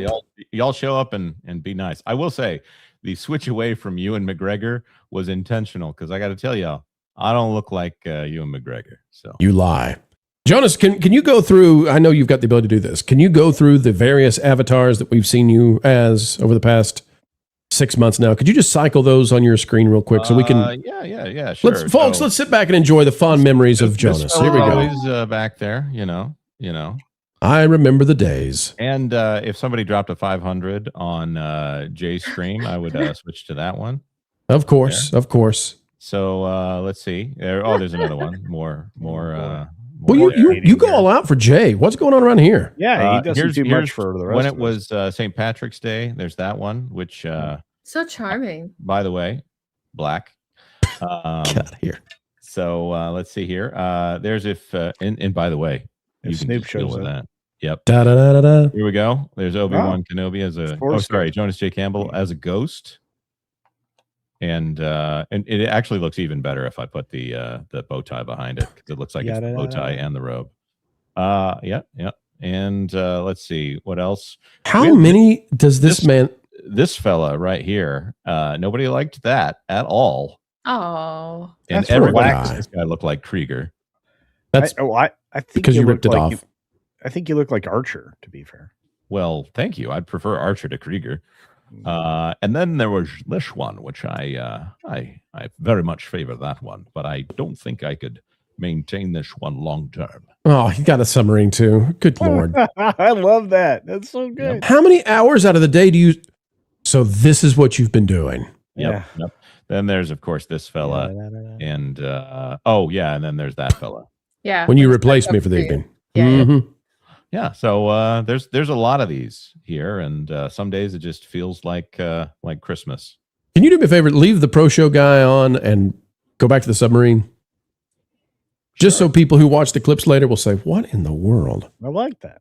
Yeah, I don't have the pro show mug right now. It's in the wash, so makes me feel good to have you up there with one of them. I am going to say I was going to feel bad and say I could stay for the entire show because I was missing, but now I realize this set renovation that I've been doing is now a lot more urgent because I need to get it done by noon tomorrow. So well, there's only one prob, Jonas. You have to stay for the next segment, and then you can leave, sir. No. I'm definitely staying for the next segment.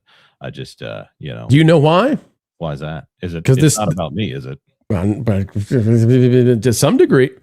Oh, get your Jonas sign out of here. Come on. Come on. And 2 cups? You can't handle the cups. Get your mugs out of here. He's got your cup. That's what's happening. Your lava lamp is animated and it's working. That's right. How many hours do you spend? This is what I do. And by the way, all the days that I say, Jonas, can you do da-da-da-da? And you say, well, I can't do that right now, pro. Now I know you were animating, hand drawing, and lava lamp. Yeah. I mean, this is the practice and the care that we put into what we do on the pro show with paradigm shifting synergies and cross-platform multimedia releases. Here he goes again. This is a multifaceted process that you've implemented. I respect it a great deal. Yep. You're going to read these supers before we do this segment? And hold on. Yep, it's me.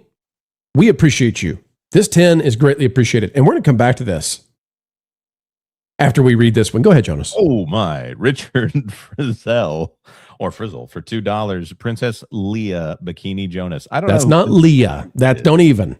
There ain't no A in Leah. In Leia? There's an I in Leia. Yeah. Probably not. I'm not about that. How quick can we get that shipped to you in your size and you just wear your normal outfit, but you put that over the top? How fast could we do it? Oh my, over the top. Yep, it's me. We're not that kind of show, though. What's happening? It's not that kind of show, pro. Yep, it's me for $10. First super chat ever to defend Culture Casino's honor.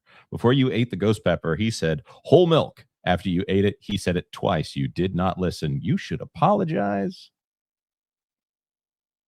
Culture. Yes. I should have listened to you. I think my apology came through the tears that poured out of my eyes as the milk the water actually spread the capsaicin all over. Well, this is one of those times where I'll use the proper word. I had sympathy for you.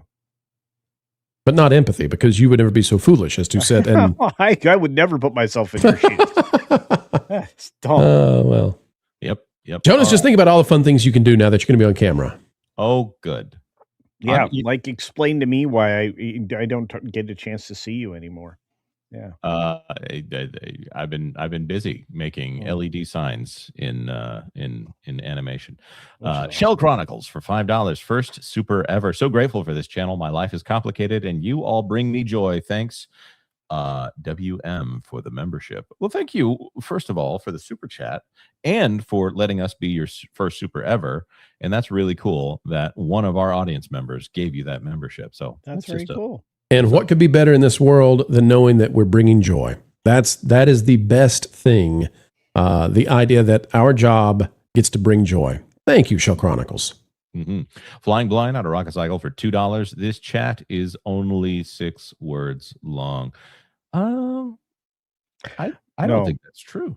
That is only it's like 6. This song is just 6 words long is wrong, but this song's just 6 words long is when you put the contraction in there, it is, This chat is only 6 words long. This is my carol song. It is 8 seconds long. Yep. Hoofle McGruffle for $5.02. If Scott Jennings leaves CNN to be press secretary, does CNN still maintain its value? Speaking hypodermically, of course. No, CNN does not maintain its value, in my opinion. I mean, that nobody's going to say that out loud in the mainstream media because they don't admit that Scott Jennings is what he is. But I mean, you could see a 20 to 30% drop in primetime ratings if Scott Jennings is not there. He is the token Republican who is able to provide the counter view and win so often against 5-on-1 situations. And that's what people tune into. Even people who agree with everything CNN says, they know they need somebody to oppose. If it's just everybody agreeing, it's boring. It's so boring. So CNN needs Scott Jennings. Yeah. So did we mention the fact that Bonta said, oh, well, we might need them to divest certain channels, but we won't say which ones? And I was like, oh, I wonder which channel it is that you think is the problem. Can't imagine. It's the profit-making ones. They're trying to get them to divest. No, it's not the profit-making ones. It's the. Oh, you mean the ones that'll give the message? Exactly. Edward Tanzer, 10 jewels for a gold coin. Thank you very much, Edward Tanzer. Pamela Jones for $10. You have a really cool avatar, Pamela Jones. If Paramount can prove Netflix gave campaign contributions to Bonta in exchange for blowing up the deal, they could sue Netflix for tortious interference and maybe recuperate the penalties from the delay. Ooh. The difficulty is, of course, that these sorts of things are always implied and under the table. So I doubt there's any kind of trail to be able to prove it. These people are savvy. They're savvy, and they know that with a wink of an eye, they can say exactly what they need to say to their people in power. Well, the other thing is, like, Disney gave across the board to many different political campaigns in order to say, well, we donate to everybody, back before they specifically cut off all campaigns, and then they only gave to Democrats for a little bit. So it's a messy thing. There's probably a lot of those. And Disney is repoliticizing fast. That company is going all in on returning to partisanship. I really like how there's an exercise that we sometimes do in in business seminars, and it goes like this. It's where you have 10 seconds to change how you look, and then the person next to you has to figure out how you changed, right? And you do that 3 times, and you keep changing yourself. And then when you get done with the exercise, most people go back to exactly how they looked prior, right? I feel like Disney's doing that. They keep changing how they look, and then they're like, okay, now we're going back. That's exactly, yes. And Dana Walden is making sure, whether it is in Florida, where they gave the largest political donation they've ever done to someone running on the left, or whether it is what we've seen with these Disney World updates, Carousel of Progress, Spaceship Earth, that are flat out going back to modern messaging, or the segment we have coming up very soon where there's a major movie coming from Disney and the director says, oh, there's no way we can do this movie without it being about politics. Really? Isn't that beautiful? I know which movie you're talking about. Dane Ren Gray for $2. Jonas is a handsome, distinguished gentleman. And I'm going to say right back at you, buddy. And Monday night. You actually met him. Yes, I did. Monday night, Jonas, you know what you get to do? What's that? Do it live! Die inside a little bit? Do it live. I think you should do a Wilson effect. I think you should have a fence and we lower it based on the super chats, just slightly lower and lower. Oh, I see. Well, at some point it starts to become like, oh, like taking down the buttons after the face is there. It's like, okay, what are we doing here? The first Dragon Queen for $5. Jonas face reveal. More breaking news. I'm halfway done with my guarantee yesterday. Pro knows. Lol. Oh, do I ever? Oh, do I ever? What? Never forget about Dragon Queen. Was it the real to real? Michael Cooley for $5. Will the Jonas Funko Pop release in conjunction with the face reveal? It's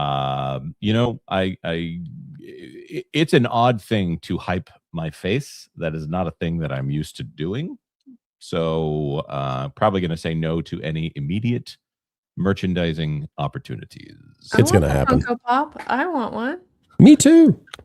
My favorite color is light tan.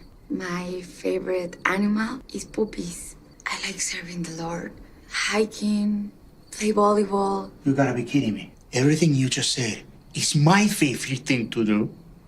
Every day. Every day. Everything. I like your hat. That looks really good, Pro.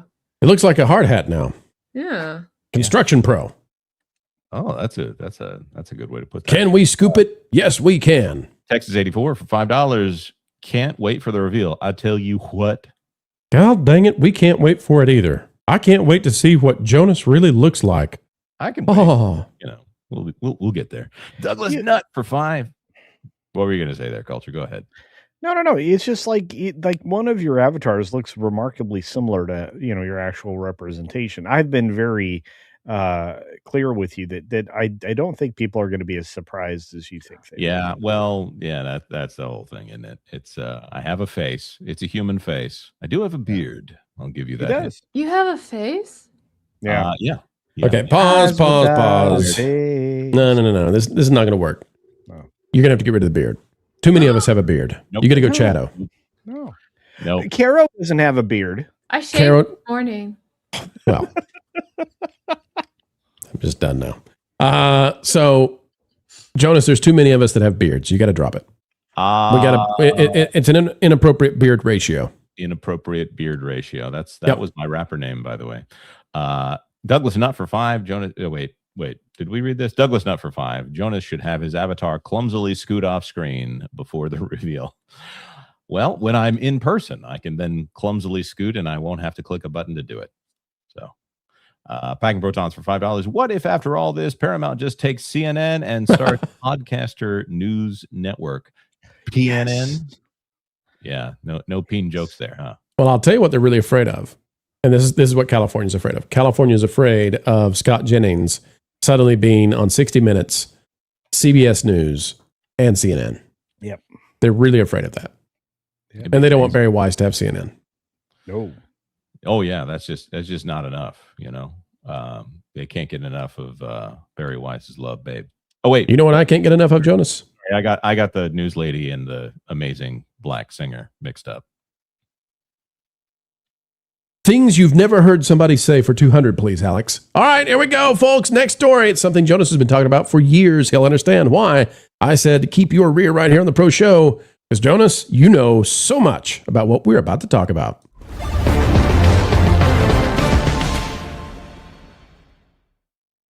Netflix has a plan. Oh, it's a good plan. It's a Disney Plus killer app kind of plan.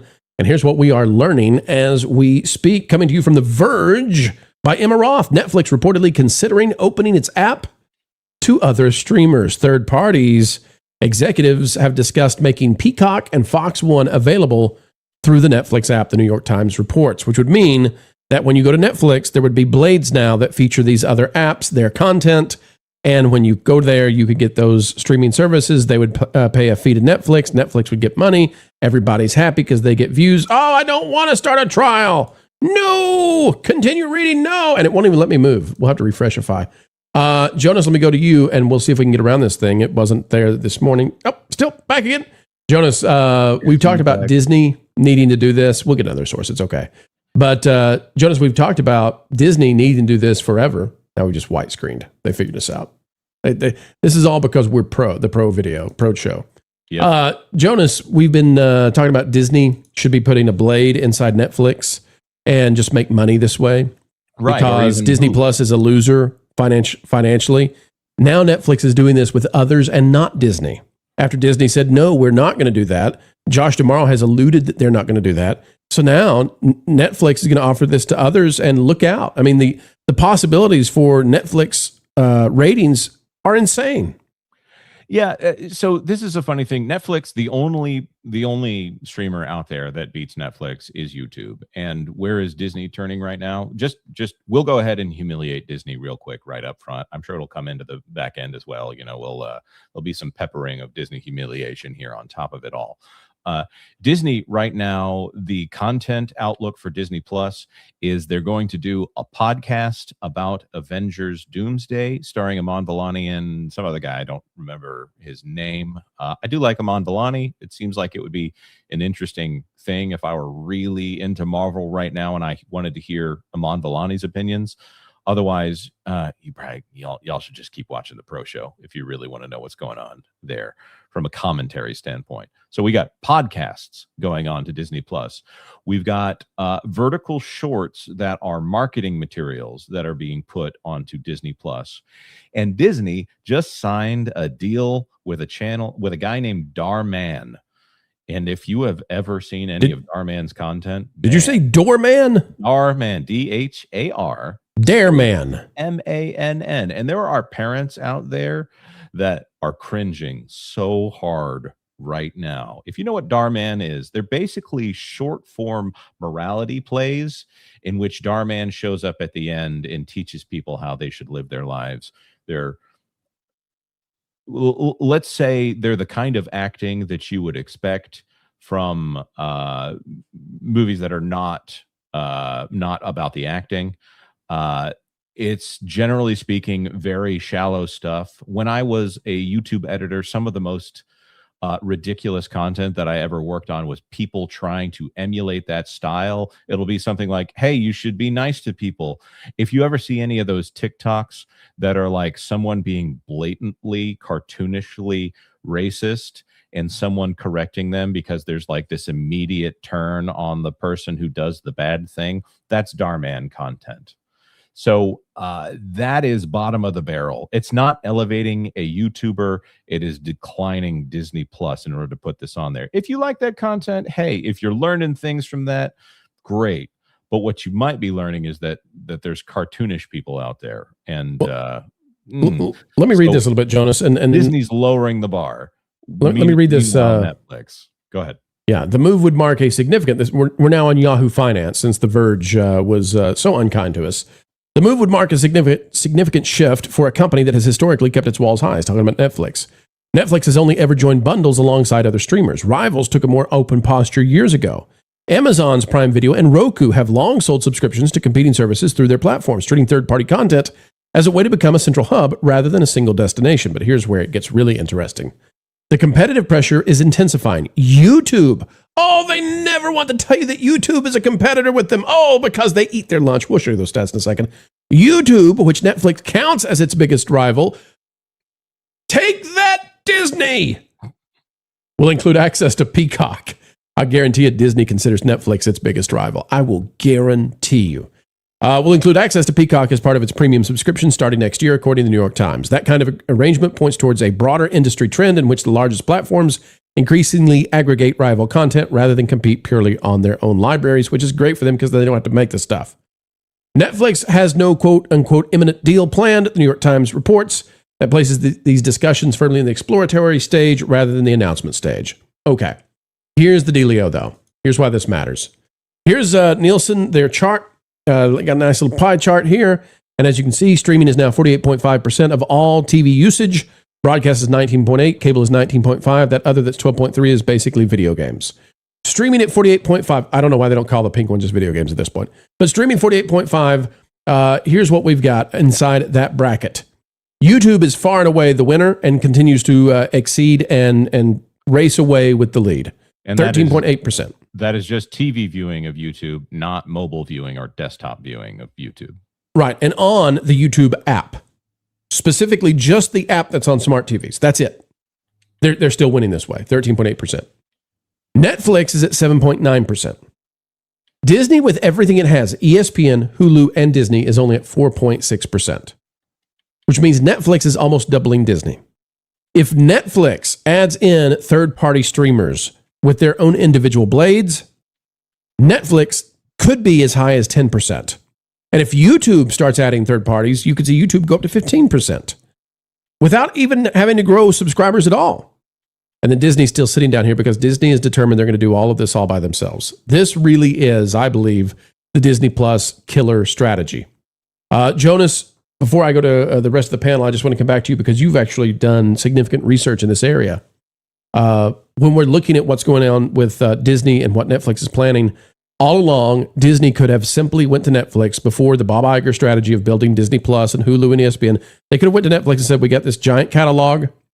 We would like to put it on Netflix with a blade that says Disney, and we want you to pay us billions of dollars. You know what's and actually Netflix funny? would have said, Yes. There was a point at which Disney considered buying Netflix, because at some point they considered buying every company in existence, and they said no for some reason. I think because they felt like they could build their own. Except Tesla for some reason. They don't seem to, I don't know. Anyway. Oh, they used to love him until they hated him. Yeah, I you're wonder, true. I wonder what happened Mhm. there.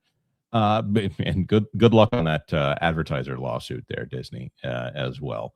So when looking at this, they're all looking for, as the edges of the map are filled in, as they put in all the islands and they know where everything is. At some point, a satellite goes up in the sky and you can see the entire landscape. They are all wondering, is infinite growth even a possibility? And I think that at some point the expansion stops, and then you're squabbling over little pieces here and there. So if Netflix integrates YouTube, okay, sure, that's a little bit there. But if Netflix does what Amazon Prime does, and they'll have like a sale every 6 months or so, where they say, oh yeah, for $2 you can get straight up HBO Max on Netflix. All of a sudden, Netflix isn't paying $1 billion trillion to have HBO Max content, HBO content appear on Netflix on a one-on-one deal. All of a sudden, they're taking a cut of HBO Max being on Netflix. And Netflix has this amazing thing where if they put things on their front screen, people will actually watch them, even if it's content that you would have thought is not that popular. So to me, this is Netflix trying to do a grab at some of the things that the smaller players would do to try to gain ground on Netflix. But if Netflix does it, then that's more of the game. They become the platform, as opposed to this publisher model that they are right now. If they actually become like a cable service, like if a cable channel says, hey, you can sign into Sling on your Netflix and we'll integrate all of that. That creates a very different landscape for Netflix, because they become more than the Kleenex. They become more than the master brand in the streaming space. They may actually be the oligarchy in charge of everything. So, and well said, Jonas. Disney had easy money here. Disney now has no defense culture. YouTube does. And that's what's amazing about this, is YouTube does have a defense against what Netflix is planning to bring in these third-party streamers to be their own, blades inside their service. Here's what YouTube is going to do. This breaking a couple of days ago, and now we're understanding more why. We're back on The Verge. I don't know why we're going to try them again, but we're not going to move this is going to stay where it is, okay? Darn you, The Verge. Jay Peters writes, YouTube is reportedly offering channels millions of dollars not to cross-post videos on Netflix. YouTube is, quote, close to an agreement with several partners, though hasn't signed any deals yet, according to Bloomberg. Netflix has been paying YouTube creators, including Alan Chicken Chow, high-quality content, Nick DiGiovanni, and Mythical Entertainment to post their videos on Netflix the same time they hit YouTube. So now YouTube is going to say, screw that. Good Mythical Morning, guys. We are going to pay you not to put your stuff on Netflix at the same time. So YouTube has money. YouTube has the ability to defend themselves. Culture, I don't see any way that Disney defends itself against this, though. Disney's not going to put any additional stuff beyond what they've already paid for onto their streaming platforms. It'll compete with Hulu if they do. Muted. Yeah, I think that's true. Look, I mean, but here's the thing, and I don't think a lot of people were paying attention. YouTube's already kind of done this a few times and a few variations where going back to 2022, right? Yeah, they allow for certain blades to be in their sphere. So they had services like Stars, AMC, Showtime, Paramount Plus, be things that you could include in your ability to subscribe to them. They called it a primetime channels hub. I think I sent you an article on it. But this is kind of the game now, is the consolidation, or the aggregation is probably the word we should be using collectively. We need an aggregator to put all of these services in one place. So it can be YouTube, it could be Netflix, it could be both, to be fair. And I mean, you can watch your NBA, Game Pass on your YouTube, or you could watch it over on Netflix. Or I don't see a lot of these entities surviving without playing into that game. And I think Disney minus is going to be the one of the biggest losers. It also sort of explains to me that this is a long-term plan that everybody's been thinking about since we watched Lionsgate separate its studio from its Stars channel. So I feel like this is a not only a rational step, it was an inevitable one. And I have a feeling that going forward you'll have nothing but, aggregators collecting all of these things, including maybe even creators. And look, I'd pay millions of dollars to a creator not to, go to the other service. I mean, it's essentially, saying, hey, here's your carriage fee. You know what I mean? Yeah. What's interesting is early on in before Disney Plus launched, Bob Iger specifically said that Disney Plus was not going to be an aggregation play. Now what they're doing is they're saying, oh, by the way, all three of these streaming services together, that's Disney Plus. That's, by the way, the fact that it's not successful, ignore that. It just happens to be that this is, this is everything everywhere all at once on your screen, except for anything that you actually want to watch. So aggregation, you're right. I think that is the next step for all of these streamers. Yeah. Yeah. And Carol, part of the problem here is that people just want to watch their favorite shows. And there are so many different platforms right now. And it's trying to figure out, okay, which one is it on again? Oh, I can't remember. And so this is a solution that's worth a lot of money if Netflix can pull this off. To get as many streamers as they can under their umbrella would mean that they create the system where people say, oh, where is it at? Well, everything's on Netflix, so we'll just go there. Unless it's Disney, and then it's all on Disney. But everything else, it's on Netflix. And that's the play here. And I think YouTube's in that same battle as culture was identifying. And I think that's better for the consumer, Caro.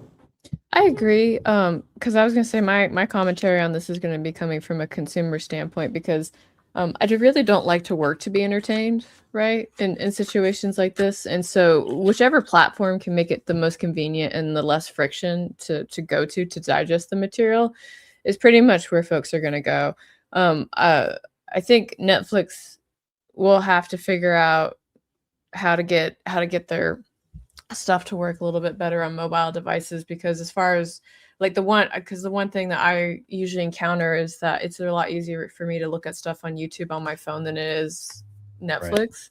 Right. So once they figure that out and they've got a smooth sailing, that's going to be huge, because a lot of people, like, I don't know if you guys like look at like cell phone accessories like I do, but one of the big things I'm seeing is that instead of people buying like big TVs like I have in my background that I don't ever actually turn on, right?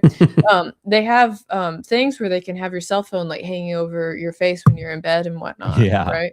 Yeah. So yeah, and so that's becoming like the new norm right now. I think you're going to see even more of those projector style devices. I think you're right on that, keeping track of those things. But at the same time, I just want to say the following, because I think this is something we talked about 6 years ago, maybe around the sphere that we're all in now, saying that Disney never should have started a streaming service, and nobody else should have either. They should have just kept the business as usual of selling their programming and the things they were producing to Netflix in the first place, because that kept everybody going to the same location for a singular fee. And I think that's another thing people are trying to get back to is, why don't I still have my single fee Netflix? Why do I have to have 27,000 subscription services? I think we're tired of that. Well, that's being solved. Jonas, I'll go to you for the final word on this. If we look at the chart here one more time, what do we see? We see that Roku and Tubi are likely to soon combine together. Yeah. So that's going to give them 5.2%. That puts them ahead of Disney. And Disney, with that little star, is 3 different services combined. That's Disney, Hulu, ESPN. They don't want you to know that, but it is. So Tubi and Roku combined together, whatever that's going to be called, that's going to beat Disney. Then we've got Warner Brothers and Paramount likely to combine together once those companies are merged together. Yeah. So that gets us to just about right at Disney. And then you got Peacock, that apparently what we're hearing is talks for Peacock to now be part of Netflix and YouTube. Yeah. So I'll throw one more in here. The only thing that Netflix really doesn't have right now is a FAST service. And if they start doing this, they can incorporate a free service within Netflix, again, for something where they can take a percentage cut, or they can literally charge to have access to that free service within Netflix.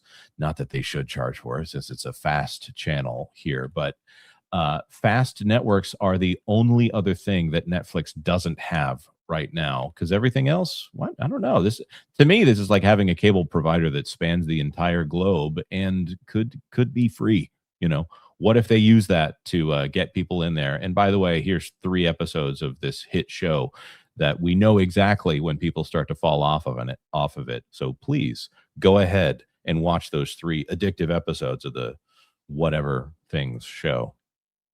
And ultimately, who's left out in the dark? Folks, right now, it looks like it's a stark future for Disney and streaming, and maybe this is why the investors, who often know way more than the average folks, maybe this is why they've been saying, hey, Disney, you got to get out of this. You got to find some way to partner up with somebody else. Maybe the back channels are filled with Netflix picking up partners, YouTube doing the same.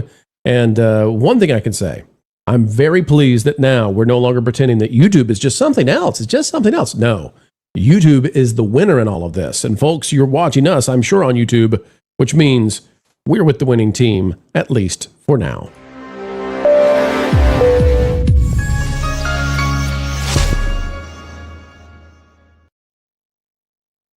Let's take a look at this. The Walt Disney Company is determined to get back into politics, like big time determined to go straight back there. Lindsay Cornick from Fox News writing it. National Treasure director predicts upcoming third film won't be able to ignore politics. Why not? Okie dokie, here we go. National Treasure director John Turteltaub suggested Friday that the politics was a factor in delaying the third film in the Nicolas Cage-led franchise, and predicted the issue would be addressed in the new sequel. Because that's what we need. We need to talk about the Orange Man in National Treasure movies. That's what we need. During a live recording of the National Treasure Hunt podcast in Philadelphia, Turteltaub confirmed to an audience that National Treasure 3 was finally real, has a finished script, approved by him, and Disney. The original film National Treasure came out in 2004, with its sequel National Treasure Book of Secrets premiering 3 years later in 2007. Both were directed by Turteltaub. While discussing the gap between the second and third films, Turteltaub said the growing political climate of the country made it difficult to keep working on the historical fiction film series, citing an interaction with former Republican House Speaker Kevin McCarthy. Quote, he, like others, were surprised that Democrats made that movie because Democrats can't be patriots. Open grief. Turteltaub said, according to the Philadelphia Inquirer. That's the thought, and it just got worse. And on the Democrat side, Republicans, they just want to keep stuff to themselves. They hate everybody. They want to kill everyone, and blah, blah, blah, blah, blah. Though he did not offer many details about the third film, Turteltaub predicted that it would inevitably have to address modern politics. Quote, we have to be very careful, but I don't feel we are allowed to ignore it. I think we have to include that idea in the story somehow without making someone feel put off. I'm sure they'll do a great job of that. So Turteltaub here. Turteltaub says they're going back to politics. I don't understand why, but I also am watching other ways that Disney is going back into politics. It's not just National Treasure, Caro. We're also watching Mark Ruffalo right now, weighing in on the Paramount thing, and he's being accused of being anti-Semitic and all kinds of terrible things, and he probably is. Who knows? But, you know, and Disney isn't requiring him to do an apology at all. Caro, it's getting to the point that I'm starting to wonder, you know, when I go over to Breitbart and they're talking about Rachel Zegler's back into... I mean, she's not back into movies, but she's doing politics again. I wouldn't be surprised at this point if Disney rehires Zegler while she's wearing her Get Ice Out of New York City shirts and doing selfies. Wow. The winged victory. That's like going back to your abusive boyfriend. That's cringe. They just might, though. But, Caro, back to National Treasure. Why? This is like saying we're making a Winnie the Pooh movie. We got to make it political. You don't. No, you don't. You don't have to do any of that. Like, I don't know where that train of thought came from because, like, not to be weird, but like, there's plenty of movies that didn't have to have modern day politics or commentary in them, and people enjoyed those quite well. My one concern when I hear stuff like that is you're going to age your movie, right? Because like anytime I see somebody that either puts in tech or they put in like, you know, modern commentary in their thing, I'm like, you're instantly going to age it and it's not going to move on well with everyone. This honestly, to me, and I'm just saying this like as an editor, it's very small thinking. That's what I'll say. It's very limited scope, and the fact that the statement is out there, I don't think this person actually believes it. I think they're just being told that they have to because they're trying to draw eyes to the current situation right now, and they're manipulating media to do that. So that's my thought. I'll show you this too. So, Culture, you know that at the same time that we're going through all this, Mark Ruffalo is a big time star with Marvel. Oh, and he's in hot water. Jewish leaders are speaking out against Mark Ruffalo for his attack on the Ellison family. Is he doing the Black Power sign? He's always doing that. I mean, he's full commie. He's full commie. He socialist, neo-Marxist, whatever you want to throw at him, it all sticks. Full commie. And look, I made a video on this today. I think I already released it today. Well, what I was going to ask you about, Culture, is Disney's not requiring him to do any kind of apology. So, I mean, we're back in full-blown Disney political mode. He doesn't have, Mark Ruffalo, who's going to be in these Avengers movies, Gina Carano did nothing wrong. Mark Ruffalo is out here making these kinds of comments, and the defense of him is essentially coming from other Holly weirdos, right? I mean, you've got this person, Hannah Einbinder. Is that the name of? Einbinder. Who the heck is Hannah Einbinder? But this is what's happening. Instead of Disney saying, Mark, go out there and apologize, you got to go out there and clean this up. This is what's up with Disney right now. We've got them joining back into politics with family films. We've got celebrities who are big time associated with Disney who are saying very incendiary things. No requirement of apology, no focus groups, no nothing.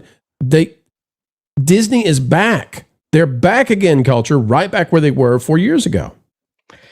Yeah, I mean, around let's address time too. How strange. Who'd have thunk it? Yeah. Well, it's just like, hey, this didn't work for us the first 3 times. Let's go back and try communism again. This is the same mindset that gets us with Mandami in New York.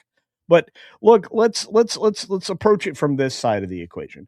This is backlash from a lot of parties but at the same time support from others. I mean, I think Cusack came out and supported Ruffalo's opinion on all this, and that's an unlikely ally. But at the same time, and I wanted to cite this in the video that I did yesterday, is Ruffalo was called out by the Simon Wiesenthal Center. There are a lot of people that are trying to say, look, you cannot have this extremist anti-Semitic messaging in your commentary, and you certainly can't do it when you're talking about a business deal, and that's where Paramount's coming from. Yeah, at least, you got Disney. You got Disney bringing in Rosie O'Donnell to do the Jimmy Kimmel show. She's probably going to be on The View.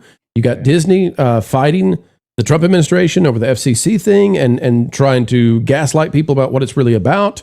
It's not about Jimmy Kimmel. It's not even really about the View, even though it is Disney trying to declare The View as news. It's about Disney running illegal quota systems for hiring practices. And so everywhere we look right now, Disney is maybe even more political than they've ever been before. But Carol, the way they're hiding it is, for now, they have a hiatus when it comes to putting the stuff we hate in their kids' content. They're not putting the explicit stuff, the socially divisive content into kids' movies and TV shows. And they're hoping that's enough for people to just look the other way. I'm sorry, I was distracted. I just found out that Dolly Parton passed away. Huh? Well, we'll just have to pause this then. I'm sorry, I got really distracted there. Poor, no, now I'm sad.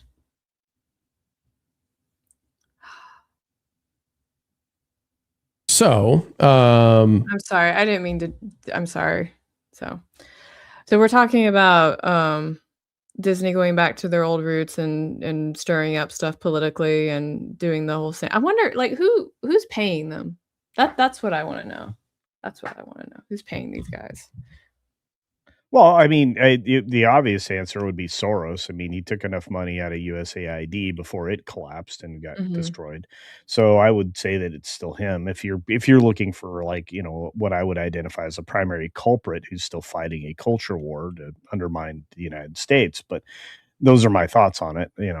As far as Disney not recognizing that this is going to, hurt them at the box office, that's a bigger problem for the investors.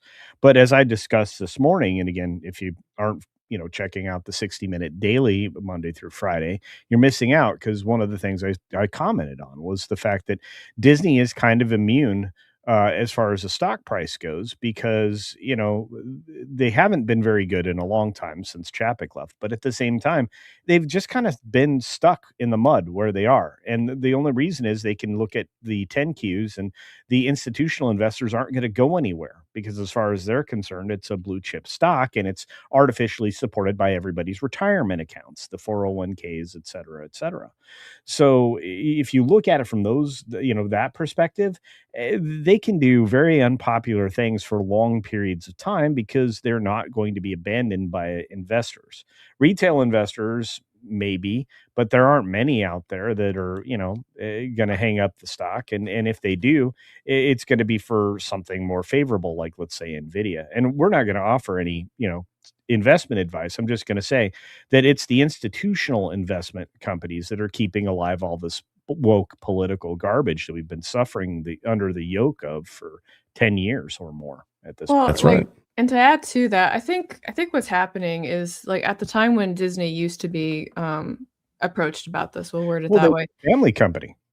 Yeah, well, I mean, they had more power, right? And the reach was big, and then they got so overt and obvious about it that they've lost, like, more and more trust on in general. And I mean, the common phrase at least I hear in my groups, and again, my group is pretty biased, so I have to admit that, is folks saying cancel Disney Plus, right? And more and more people aren't liking the movies. All they're doing is doing remakes. It feels like a giant cash grab, like everything right now, right?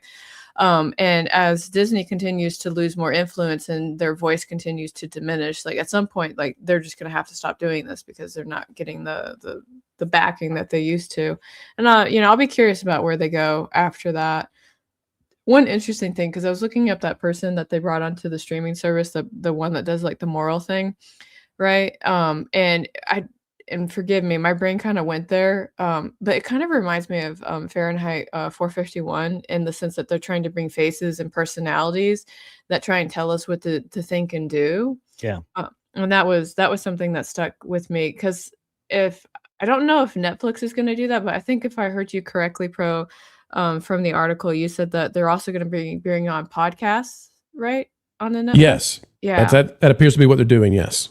Yeah, so this may turn into, like, a battle at some point of personalities, along with convenience as well. So I'm kind of curious about how that's going to all evolve going forward. Absolutely. Well, Disney back in politics, folks. We'll be paying attention to this, but whether it's National Treasure, Rosie O'Donnell, whether it is, just all of the things that they're up to with the FCC, Disney is full force back into politics. It's unfortunate. It's bad for investors. And we'll stay with it as they continue on.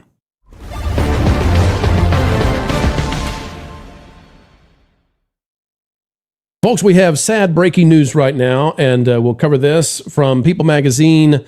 This was just earlier today. I want to show you how quickly things have changed. People Magazine was reporting Dolly Parton, country music legend, dies at 80, just 4 days after saying, "I still have so many things I want to achieve." Just earlier, we had the Looker posting Dolly Parton 80 shares rare health update amid ongoing issues. And it talks about how just as recently as 4 days ago, Dolly Parton was saying that she was going through some hard times with her health, but she still continued to work and pursue new projects. She says, quote, "It's not like I haven't been through hard times with my health, but I think because we live in a 24/7 world with social media, everything gets magnified in ways it wasn't years ago." The 10-time Grammy winner said some of her symptoms began while she was caring for her late husband, Carl, but she didn't pay attention to them at the time. And, of course, he passed away at 82 after a long illness, which I believe was Alzheimer's. So Dolly Parton was continuing to do things, opening a new gas station. She just recently was doing something with opening a new ride at Dollywood. She was not able to be at the opening of the new ride at Dollywood, which I was at just maybe a week or two ago. Yeah. She had to do a video call-in. And now we know that perhaps health was a much bigger concern. Dolly Parton has passed away at the age of 80. And so this is a big deal in entertainment. I mean, there's no doubt about it. Here's the message we've got. Legendary singer, songwriter, and country music icon Dolly Parton has passed away at the age of 80. Her nephew, Brian Seaver, revealed the news in an August 25th Instagram video. Here's what it says. "My name is Bryn Seaver, son of Cassie Parton. and I'm representing the Parton and Owens family today, announcing the passing of my aunt, Dolly Rebecca Parton Dean, sister, sis, and granny to one generation, and Gigi to the next. This video announcement is something Dolly asked of me years ago before I fully absorbed it as a future reality. As her head of security for more than 2 decades, a role my father Larry held before me, I have imagined the heaviness of this moment, but haven't truly felt it until now. He says it is an honor, and an honor that is mixed with absolute pride and great sadness. But sadness lies with us, not with Dolly. Dolly has lived in the light and is in the arms of Jesus, surely met by Carl, her parents, and countless others who have watched her and longed to meet her in the heavens. So there you go. Dolly Parton has passed away, but she leaves almost an unprecedented legacy. Just off the top of my head, I can think of the fact that Dolly Parton, is essentially like Walt Disney in that she has transformed a regional park into now a national level Dollywood that is internationally recognized and is often rated the #1 theme park in the country. Dolly Parton, getting off the top of my head, started the Imagination Library system where kids receive books, and oftentimes these are kids who don't have means, but they receive books to help with literacy. And Dolly Parton is one of those rare individuals who is beloved on both sides of the aisle. Carol, I'm surprised by this. We were doing a segment earlier when the news hit, and I saw you were affected by it. I want to go to you first. I'm not trying to put you in a bad position, where it's too emotional, but Dolly Parton has left the world in a better place than where it was when she began, and it's amazing what she's accomplished. I mean, I grew up in England, and I think I told you guys on one show, the one thing that America was known for in England was Dolly Parton and Jerry Springer, which is two bizarre things, but whatever. But anywhere I went, it was almost like Mr. Rogers, where no matter what country I went in, most people knew who Dolly Parton was, and they always said kind things about her. Even when I was in Japan, Japanese people were like, "Oh, Dolly Parton, yeah." And she's done so many good things. She had a really great Christian value life where, in the sense that she had a lot and she wanted to give back through grace and generosity. And I feel sad that we had a guiding light like that, gone, especially when we're in the middle of so much animosity and lacking leaders and figures that we can look up to. It's not to be what would Dolly Parton do, right? But it was almost kind of how could you handle a situation with the same grace and poise that Dolly Parton did? Because she was sharp in those interviews. If you ever saw her. There's a Barbara Walters interview where it's off the rails, Barbara not being very kind to her, and she handles it. Yeah. I mean, it's a masterclass. Yeah, no, she was definitely somebody to look up to, and I feel we lost something really good there. So, and I'm really sorry that I just broke into this. No. I want to break into this. Dolly Parton, this is very recent from Fox News Digital, talking about, her beliefs, and we'll go to this to play it so folks can hear it. And this is a reminder too, Dolly Parton, as of just 2 years ago was with the Dallas cheerleaders. It's a reminder that people can look very stable, and they can look, like they're going to last forever. And nobody is guaranteed. I mean, we're all dependent on a heartbeat. It's a very strange thing to be human and have this idea of how long we'll last. And we're all waiting for that next heartbeat that's never guaranteed. It's amazing. But here's Dolly Parton on her beliefs just months ago. Well, my faith impacts everything that I do, because I do believe that through God, all things are possible. And so I always ask God to bless everything that I do and the people that I work with, and to bring all the right things, the wrong people into my life, and to take the wrong ones out. So I try to just live, by through love as much as I can. And so I just think that my spirituality has been a guiding light in my life, and my strength, really, and my creative energy and my spiritual energy has really been a great force to keeping me going all these years and still being productive. That's from Fox News Digital.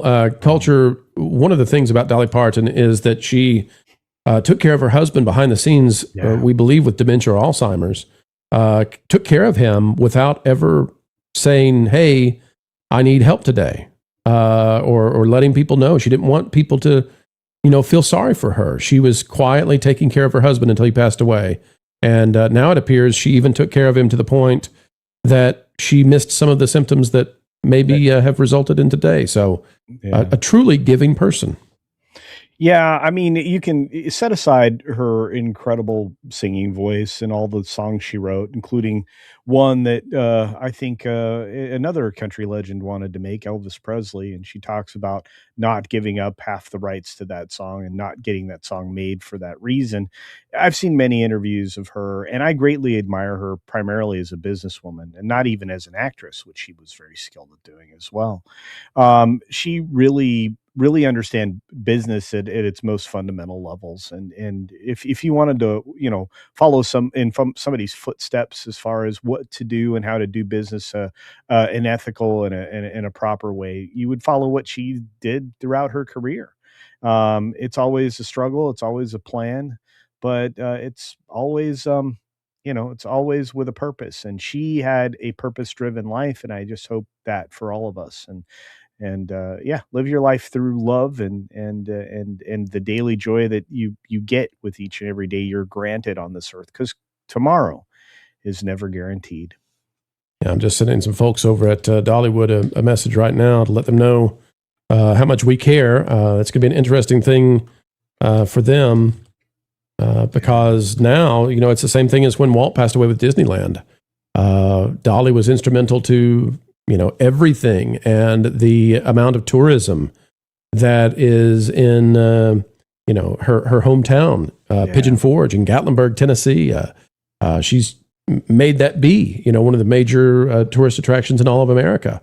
And that now goes from being Dollywood, the place where Dolly appears in parades, to Dollywood, a place that honors her legacy. Yeah. And so that'll be quite the change. Dolly Parton passing away at 80 years old, folks. We don't know what, of course, is the cause.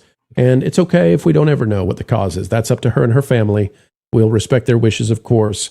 But we're very fortunate to have lived at the same time as Dolly Parton and to enjoy all the good things that she brought to this world. So may we also try to rise to that same level and have the same kind of impact, so that one day when we take our final breaths, that people will speak of us with the kind of kindness that Dolly did, or is earning right now. And pay close attention to, folks, that Dolly Parton, I think, will be praised by both sides of the aisle. She managed what is almost impossible in this day and age. She managed to be nonpartisan. She managed to be universal. So, God bless to Dolly Parton and to all of the Parton family.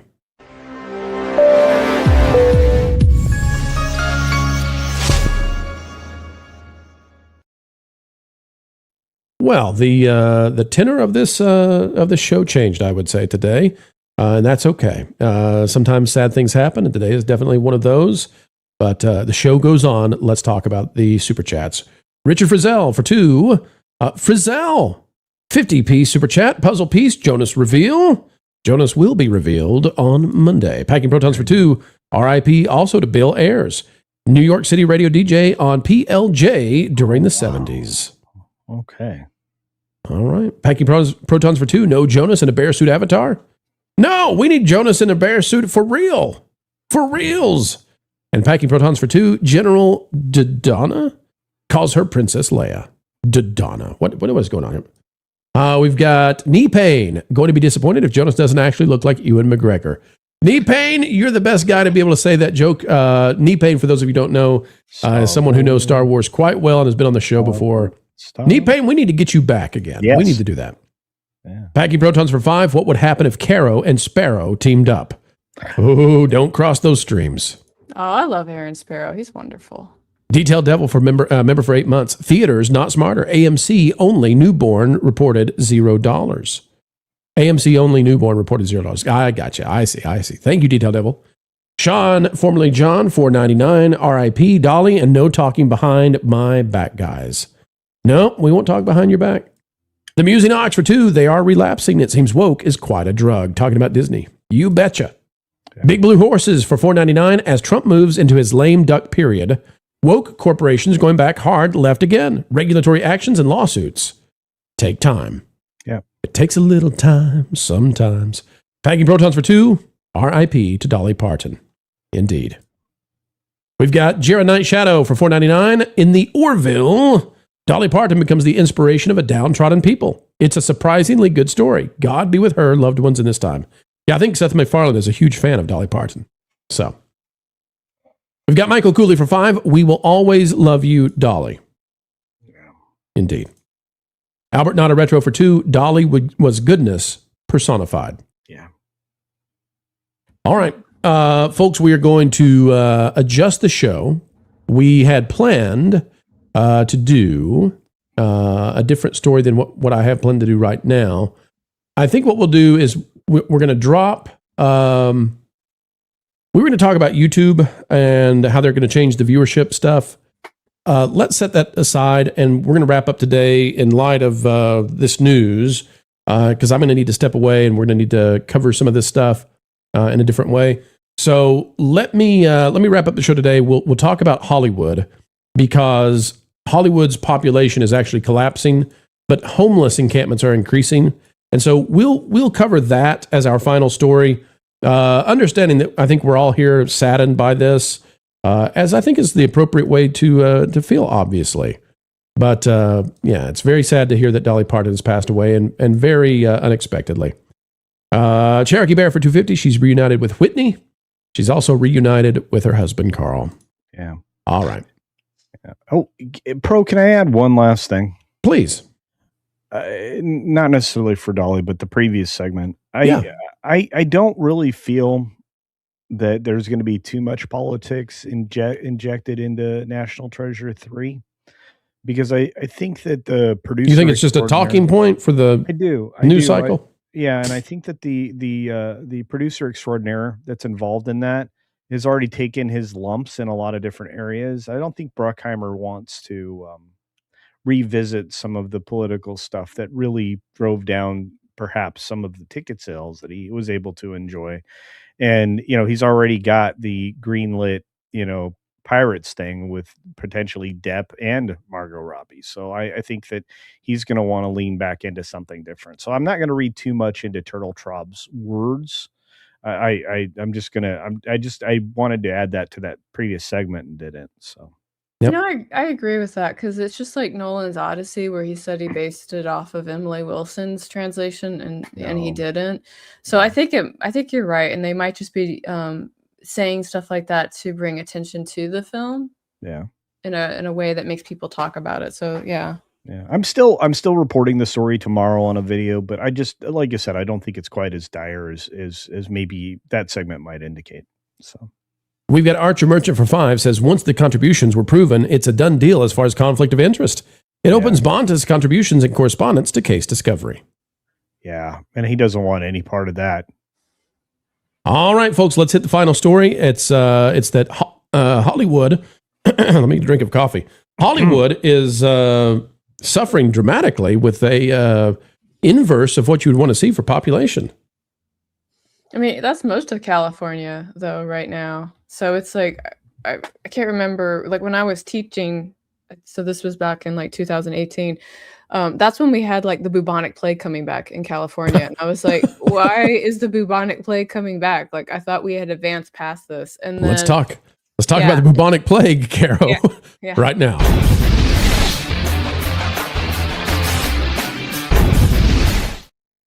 Folks, we've been talking about the Hollywood exodus for a while now, and it's actually getting worse, not better. We wanted to show you, though, beyond the showbiz part of this, beyond the studios and Paramount trying to get out, what's going on with regular people, because this really is the indicator of negative situations galore. We've gone now somewhere we don't typically go, but I think it'll be helpful to all of you. The Federal Reserve Bank of St. Louis. St. Louis, Fred, as they call it. Hey, Fred, what do you got for us? Well, over here you see thousands of persons. These numbers are measured by the thousands, so don't think that it's 12,800. It's 12 million. It's 12,900,000. And what this is measuring is the metro area, Los Angeles, Long Beach, and Anaheim, California. The metro area of one of America's largest metros. You're going to notice there's a small gap here in gray. That's the pandemic when it was not being measured. Since the pandemic, and slightly before, honestly, so this precedes it, but since the pandemic, what has happened to Hollywood, to Los Angeles? We've seen a precipitous drop in population. In fact, we've seen something like 500,000 people leave going up to 2025. I anticipate that we actually will see a much more significant drop for 2026 for the reasons that we've been talking about. And what will that mean? Well, it could mean that we're getting closer to 1 million gone out of the population, which would be 1/12 or 1/13 of the population leaving. At the same time that SoCal is losing folks, and I think this number takes into account undocumented persons. We'll put it that way for right now, folks. You can take umbrage with it, but that's just so we don't get too many haters out there, the boo birds. This is taking into account the undocumented. So we're seeing an absolute exodus of Americans. KFI, AM 640, iHeartRadio post this. Hollywood homeless count shows rise in tent living. It says a recent independent count of the homeless population in Hollywood revealed no significant reduction in street homelessness, despite ongoing efforts to provide shelter. Conducted by Hollywood 4WRD, a public-private coalition, the account found that while the number of unsheltered individuals remained steady, there was an increase in people living in tents. The finding contrasts with the previous report by the Rand Corporation, which noted a rise in rough sleeping and vehicle dwellers. In other words, at the same time the population is crashing in Los Angeles, there's more people than ever on the streets. This is not going the way it needs to, and this is why, culture, we're seeing at every level of Hollywood problems galore. Well, over time, especially when you're looking at large scale areas like Southern California, you kind of need to look at the county as a whole, not just the city. And Los Angeles County is quite large. And this is why I went with the metro culture, because they get out of it using some little sneaky borders where they'll say, no, everything's okay.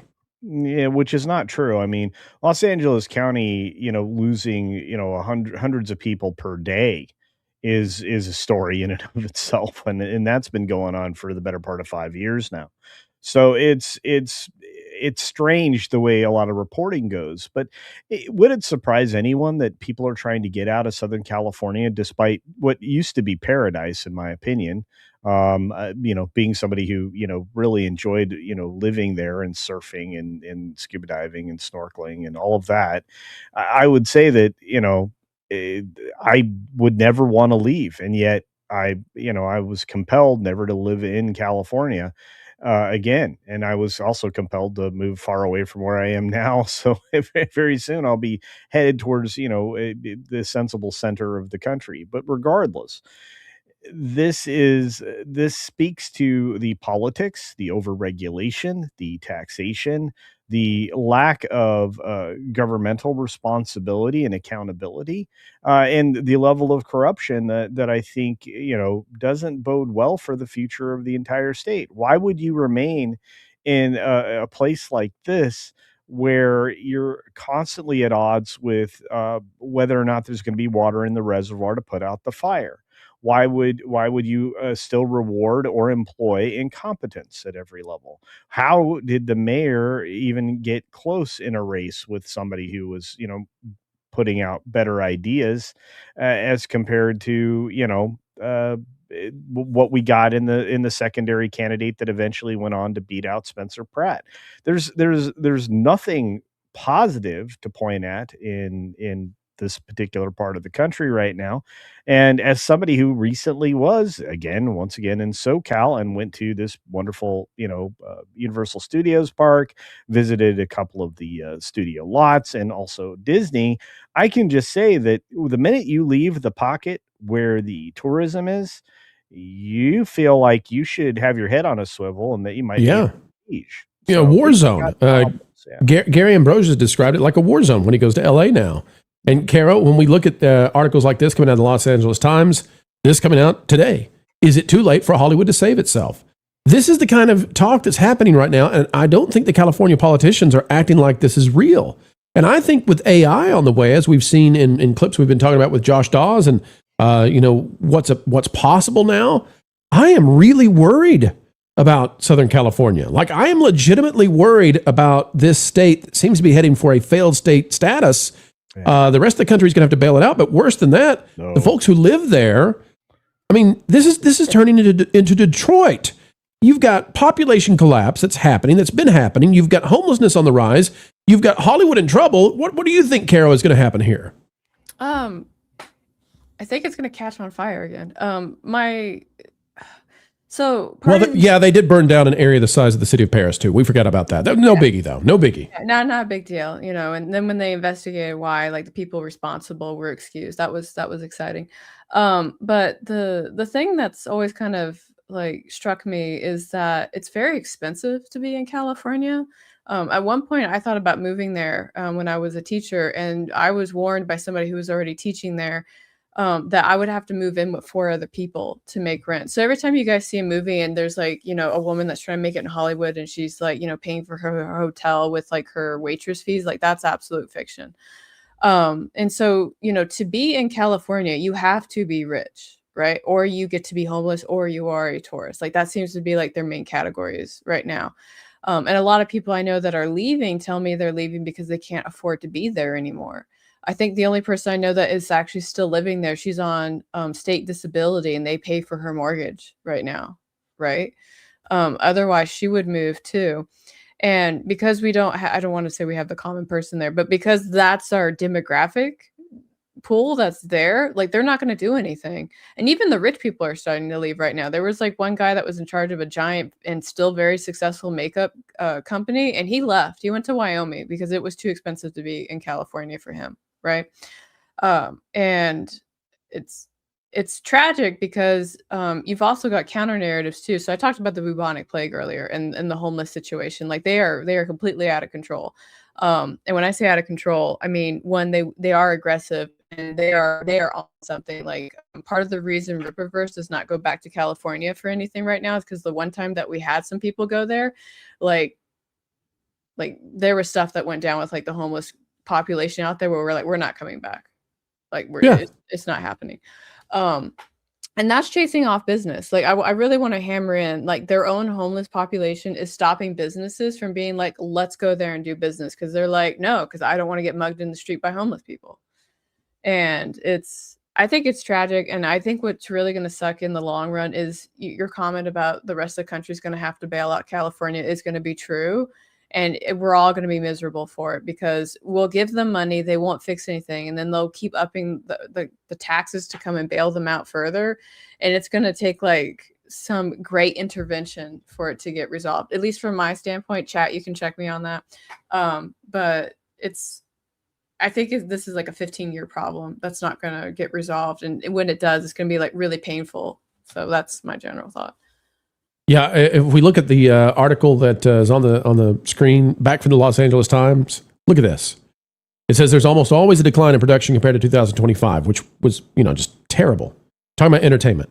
It says in late July, the nonprofit Film LA reported that feature film shoots were down 20% in the second quarter versus last year.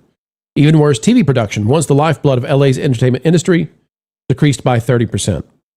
Again, from a terrible, terrible year. And meanwhile, culture, what have we seen? The money that was set aside for California to try to save the film industry, the TV industry, that money went largely to places like Disney for animated films that are already being made.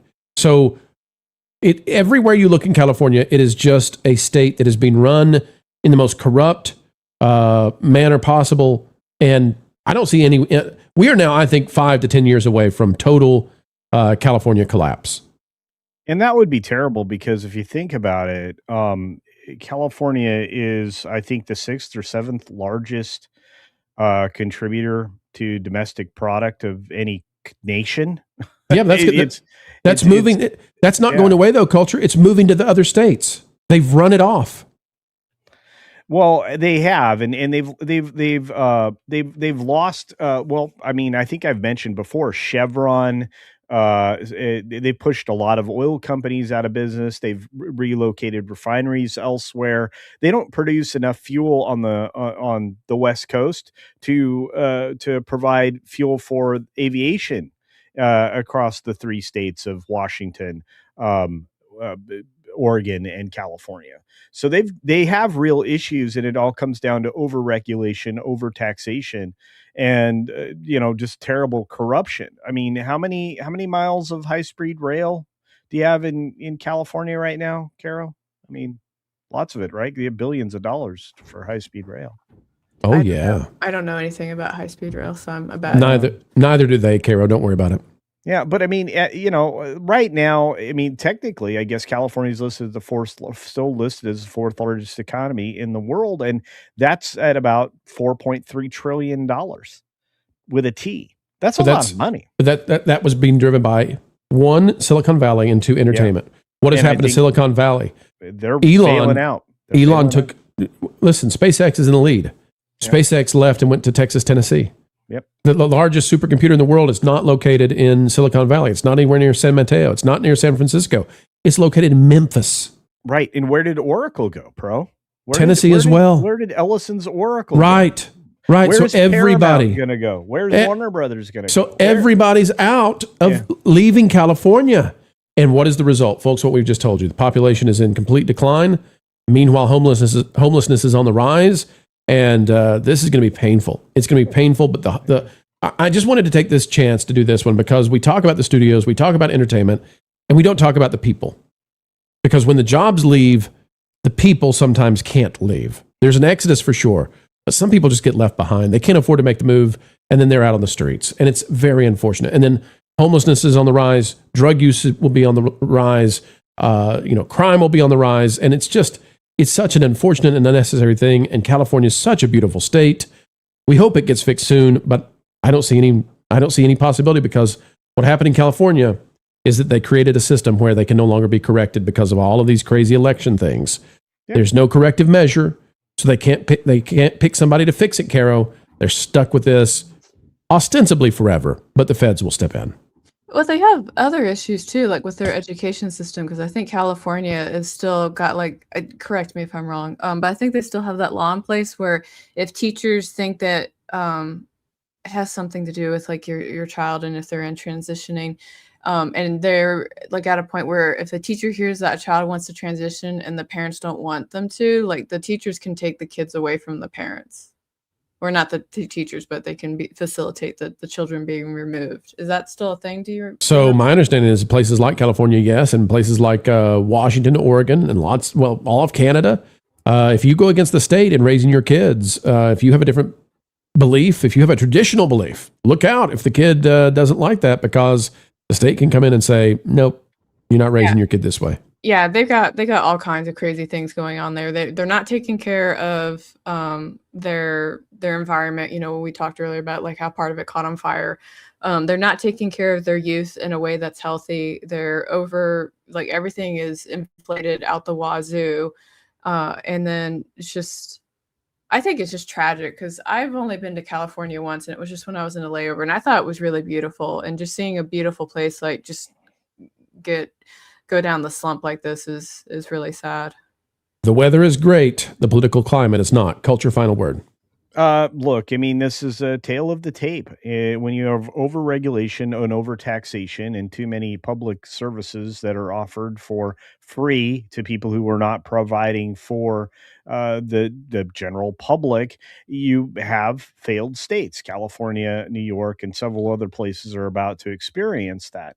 And again, when you lose companies like Tesla, Chevron, Oracle, Charles Schwab, Public Storage, Hewlett-Packard Enterprise, et cetera, you're going to go downhill fast because your corporate tax base is going to leave, which takes your, residential tax base along with it. There you go. California going down. Detroit might look good real soon in the real estate business compared to California. Folks, stay tuned. Real people are hurting because of the political decisions made for SoCal. I don't get it. You see, phase 1, collect underpants. Phase 2, phase 3, profit. The crab people shall finally reign supreme. Crab people. All right, folks, we've got to get these super chats and get out because we've got to get to work now with this sad news. We'll be working extra to make sure we've got all this. Detailed Devil for $4.99. Faux Dollywood origin. Parton plus Tomlin and Fonda equals WDW Imagineers with 58 idea. Iger steals idea. Gen Z protege in charge. Kidnap Iger till he sells the idea back. Well, now that's a story, eh? That's a story. O2RR for $9.99 to the tune of California Girls by the Beach Boys. Let's see. Which part of it are we going to start with? Let's see. Well, East Coast Girls, I couldn't spot. No, that's not going to work. That doesn't fit it. Culture, what's the chorus for California Girls? How does that go? I wish they all could be California. But I think this is actually the initial verse. I couldn't spot even one U-Haul lot. Yeah, I don't think that's Ba-dum. Yeah. Well, okay. How would I do it if it's the first verse? Well, isn't it the West Coast has the sunshine? Yeah, but how and the girls all get so tan. But how would I do that? I couldn't spot even one U-Haul lot that a single truck left to rent. I wish we all could leave California now. Sing it, Culture. I wish they all could leave California. Wish they all could leave California. Wish they all could leave California now. That was bum ba bum ba. Dooba girls. If only there wasn't a delay. The delay always throws us off where we can't sing together. But in person, man, we have some fun. Caro, we have fun every time you're on the show. Want to thank you for stopping by today, even though we had some sad news that landed our way. But would you mind to take a moment to tell the folks out there what it is you do exactly? I write and edit stories, and I also try and produce works for charities. So the one charity book I have right now, which is Tales from Twisted Ravens, and this is its final week. We're ending the pre-order on August 31st. So if you guys would like to help some kids in hospitals and cancer centers, take a break from what they've got going on, that's a really great way to do that. And then if you want to read any of my works, as you can see on my website, you can find everything here, one-stop shop for Kara Brown. And you can find me on the Inforcast on Thursday. No, I will not be there this week. But normally you can find me there hanging out with Marv and talking about more pop culture stuff and current events that are going on. And then I think that's it right now. Yep, that's it. You got a few things going on, I would say. Yeah, I have a lot of books out right now. One of the books that started fulfilling last week was Smuggler's Stitch. So if you guys are interested, you can order that on Amazon. So it's out there. But the charity book is my big push right now because we're on the final week. So if you guys could either tell folks about it or support it, that would be wonderful. Yeah. There you go. All right, Culture Casino, we're going to check out your 6-minute daily, or is it 60-minute daily these days? It's a 60-minute daily now. We have a 6-minute news preview, and then we talk about the news, and it's a lot of fun. And, I took a page out of your book, and I might just clip little bits here and there into little segments. And, of course, I try to drop a video almost every day except for Saturday, Sunday. But I'm going to be hanging out with my members this Saturday at a Saturday live stream, and I'm looking forward to that. So, so check out the 60-minute daily along with the daily videos. And I already got one up. You guys should check out, the Billionaire and the Idiot from yesterday, talking about Ellison versus Bonta. And then, of course, do check out the video, about the anti-Semitism that is Mark Ruffalo. There you go. Folks, be good out there. Make the world a better place. Emulate Dolly in that way. And I think if you do that, we'll all be happy for her life and for yours. Until the next time, keep learning, keep growing, and we'll save the rest for the intro. Bats, I've been thinking. Dangerous. I know. But now that James Gunn is in charge, I feel like DC is all about eggplants. We're supposed to be on lunchboxes and backpacks. But it's like we're on Game of Thrones now. Or the WNBA.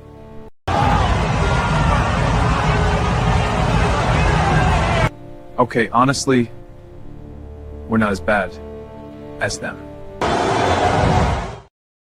Check that outro. The mainstream media just can't understand how it is we continue to do what we do. They don't realize that we are powered by you, and you are... 1.21 gigawatts! 1.21 gigawatts! Folks, we've still got decades and decades left in the can. It drives the mainstream mad. Would it make you feel any better if you knew that what we're asking Matt here to do is a holy thing?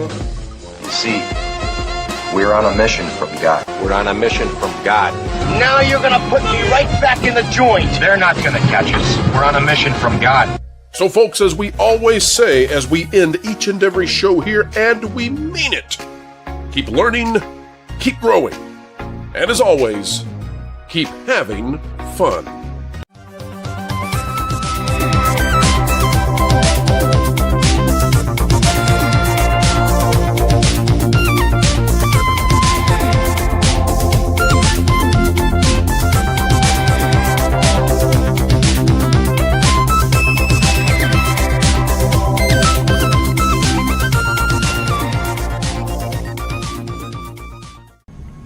Every time they hit him, he stood back up again. So they hit him harder. Still, he got back to his feet. Standing man.